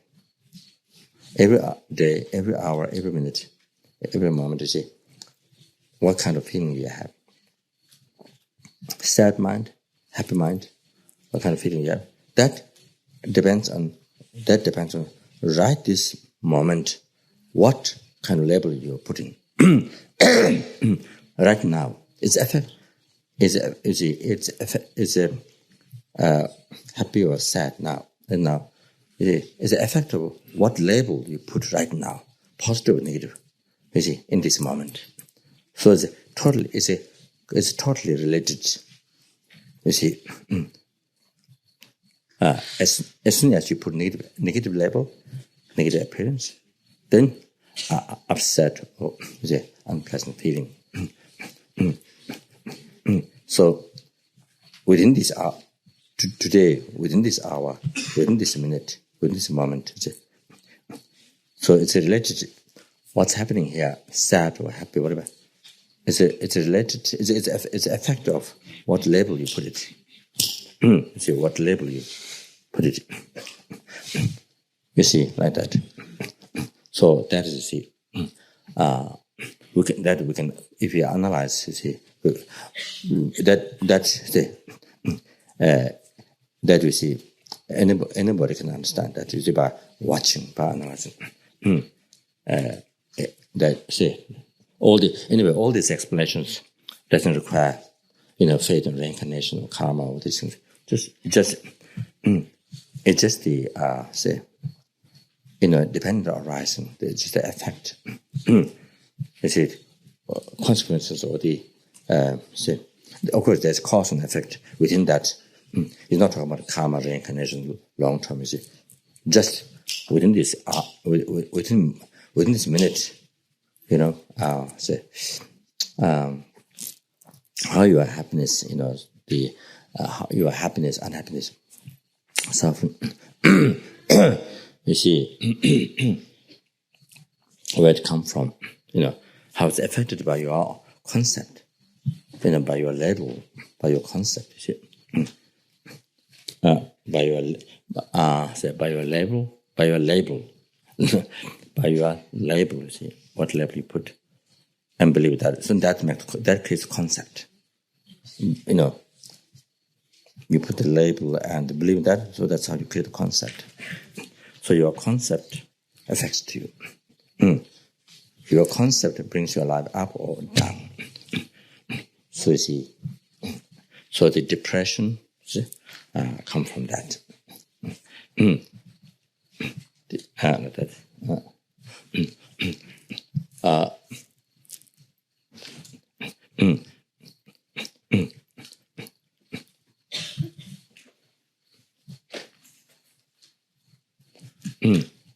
So,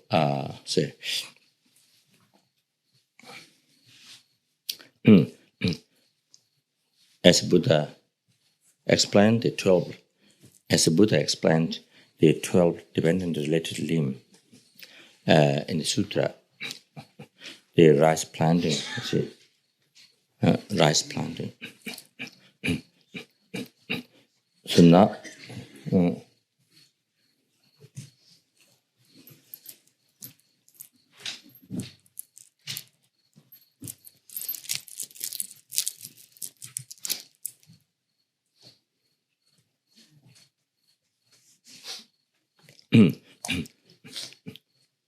that, see,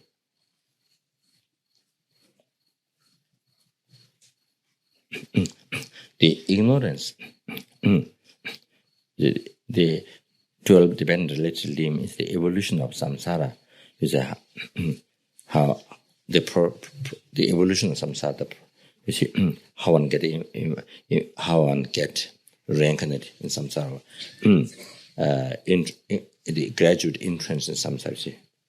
You see, so the ignorance as a is like the farmer who cultivate crops in the field. Then the compounding action, karma information of the compounding action, the karma, like the field. So that this is like the field from where various crops grow. So from the karma, various rebirth, suffering rebirth, happy rebirth, all this, Then then the consciousness on which the compounding action compounding action leaves imprint, coming imprint. So that that consciousness which carries coming imprint from life to life. So that's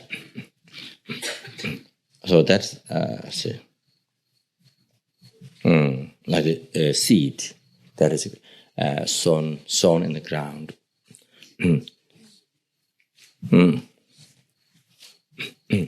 So one small seed. One small seed, by sowing that huge trunk tree grows, and then so many thousand branches and then leaves. That I say I forgot the name of the tree. In India, the huge tree that many branches that covers many horse carriage. They put it under the tree, so for the shade, covers this. I forgot the name. It's called. So that comes from one small seed. So then grows huge, like that, like 500 horse carriage that the tree can cover. So that so many so huge. So like that, from the consciousness.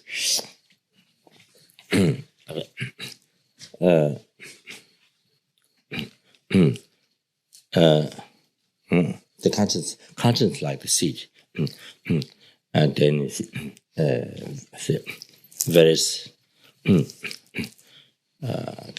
experience of karma, happiness, suffering. You see,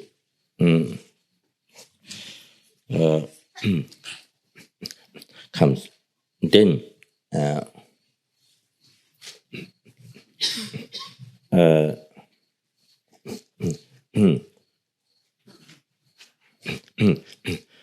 The craving and grasping, like mineral, earth, soils, like the water. Then the seed that is ready to bring sprout, that's like becoming the karmic imprint left in the consciousness,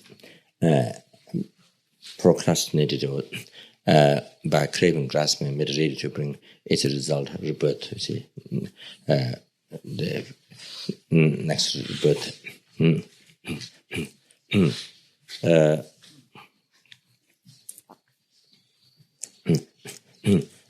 Then the named form. The sprout. When the sprout comes, it's like named form. Like that. So now. So like this, the seven, after the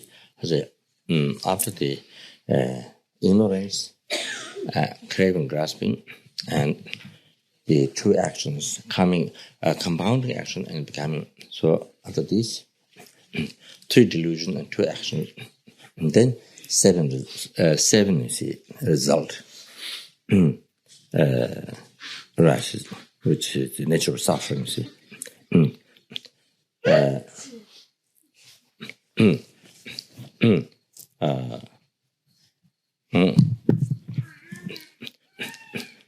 so now,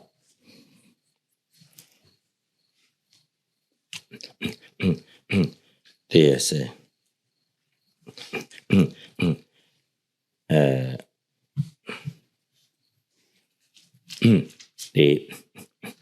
so name the form, name all the mental part, then form the physical body. Then 16th base is contact feeling. Then there's birth, the old age and death. So all these 7 results all come from where? All this come from where? Come from, come from the consciousness. All this come from where? Come from the consciousness. So this time is 7 result. You see, now what's left is death. Old age already started from mother's womb after birth. So only what's left is death. So now these 7 results, what is, came from the one's own consciousness. Not only that, came from the karma. All these things came from the intention. Simjung Sempa, the intention. You see, that which exists accompanied with the consciousness. You see, so all these 7 results came from consciousness, also consciousness, came from the karma, which is also mind, intention. Then all these 7 results came from also mind, the ignorance. So going back, so that. So not only that,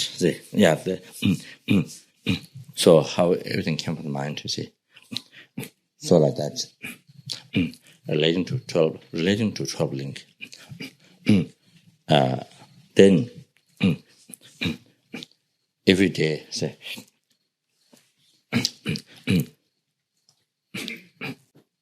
anyway, in short, each day, whatever view you have, each day, whatever appearance you have around people being nice, or,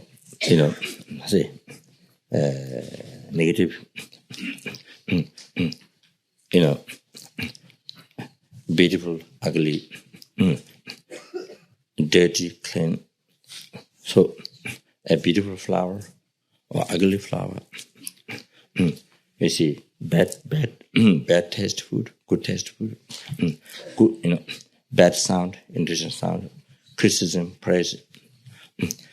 So the whole world around you, you see the appearance of the senses and what each senses see. So the whole thing, what is a living being, what is non-living thing, the whole thing.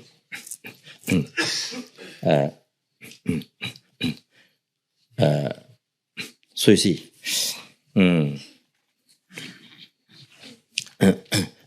including weather, cold, hot, whatever appearance you have, beautiful mountain, ugly mountain,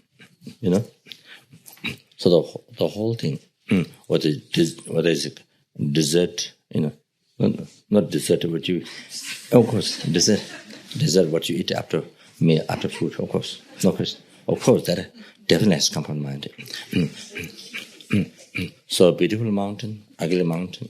Anyway, the whole appearance that you see around you, view of your senses, all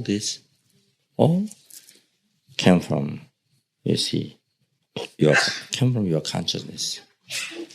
I'm talking here now 12 link, see. Before I was talking the immediate, how whatever you see, it came from your immediate thought, from the thought to the labeling. And depending on that, how it affects you, see, makes your life happy, unhappy, all that. So now here, this is a long evolution. So all this, where it came from 12 different literally the conscience. Conscience. You see, because Because all this, what you see around here, every day, for example, what we see around. So all, what is bad, good, whatever, everything, food or sound, anything. So came from, you see, it's an imprint. Came from consciousness because the imprint was left in consciousness. So there's all this negative and positive imprint. From negative imprint, ugly, bad, bad sound or ugly form or whatever, undesirable form, so that taste, tangible object or sort of. Then positive imprint, then all these nice things, nice things about each senses object. So all this come from your consciousness. And not only that, all this came from your karma, compound action, the simple sempa, the intention. All this came from, came from your intention, sempa. Then all this now, even going back, came from your ignorance, So, so like that.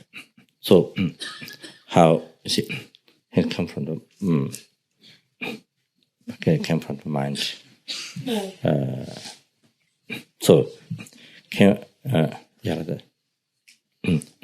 So this one way of meditating, 12 dependent related limb. How you say, not only the seven results often come from that, you see conscious and karma, ignorance, not all that, but all these other things. So you see, so it's very good to practice mindfulness in this.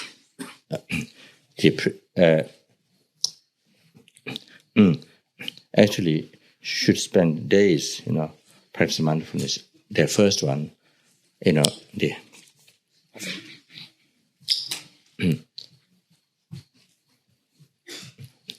every moment how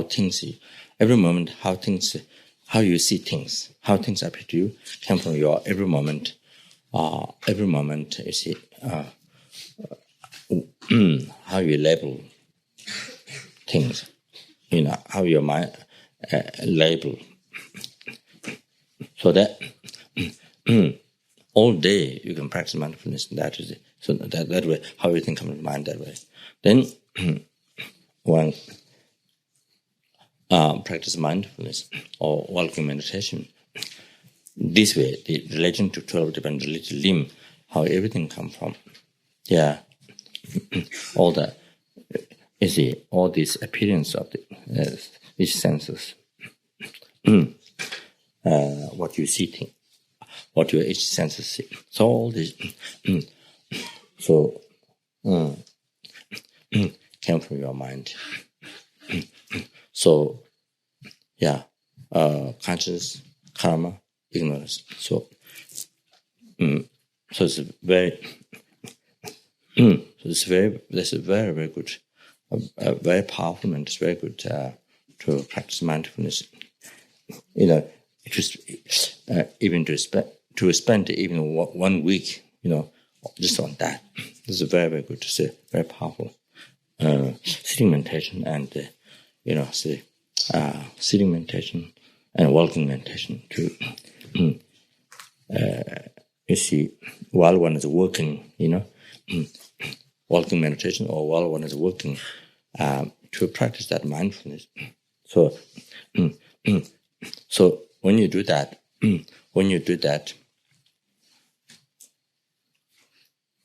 somebody get upset to you. Certainly somebody get upset to you, or angry to you, or some problem,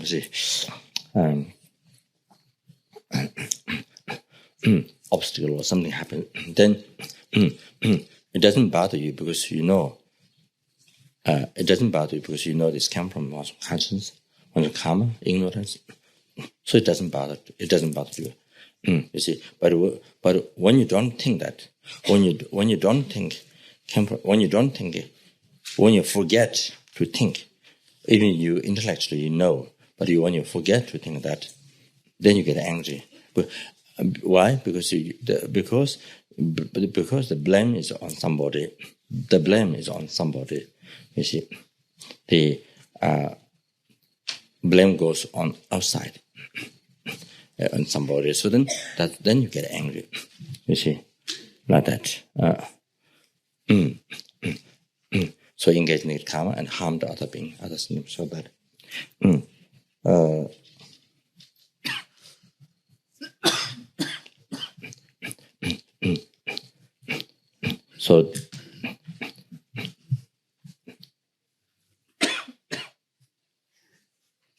So in this way, you come to realize, say, you are the so what Buddha said, you are the creator. Anyway, so this way you become the creator. You become the creator of your own happiness and sufferings.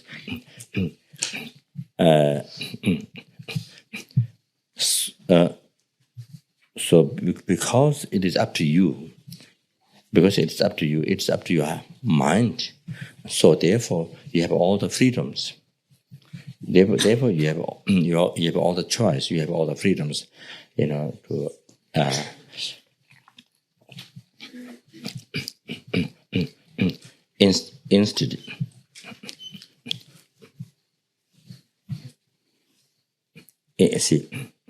instead of creating a problem.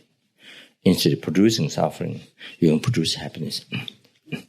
You see, right now, instead of the life situation becoming a problem, you can transform to happiness. So that, so both things, right now and the long run, you can change. Instead of producing suffering in the long run, you see, you can, so you can, one can,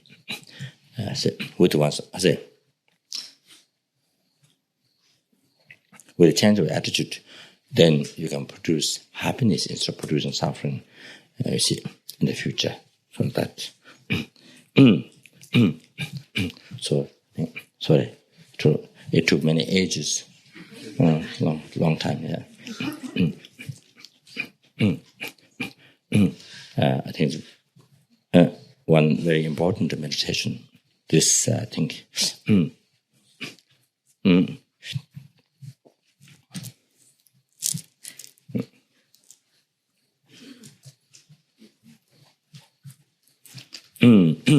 나의 진여사변 가와데 난도하고 나가면 개발하지 놀러산다 봐. 댐베닝 보링도 사지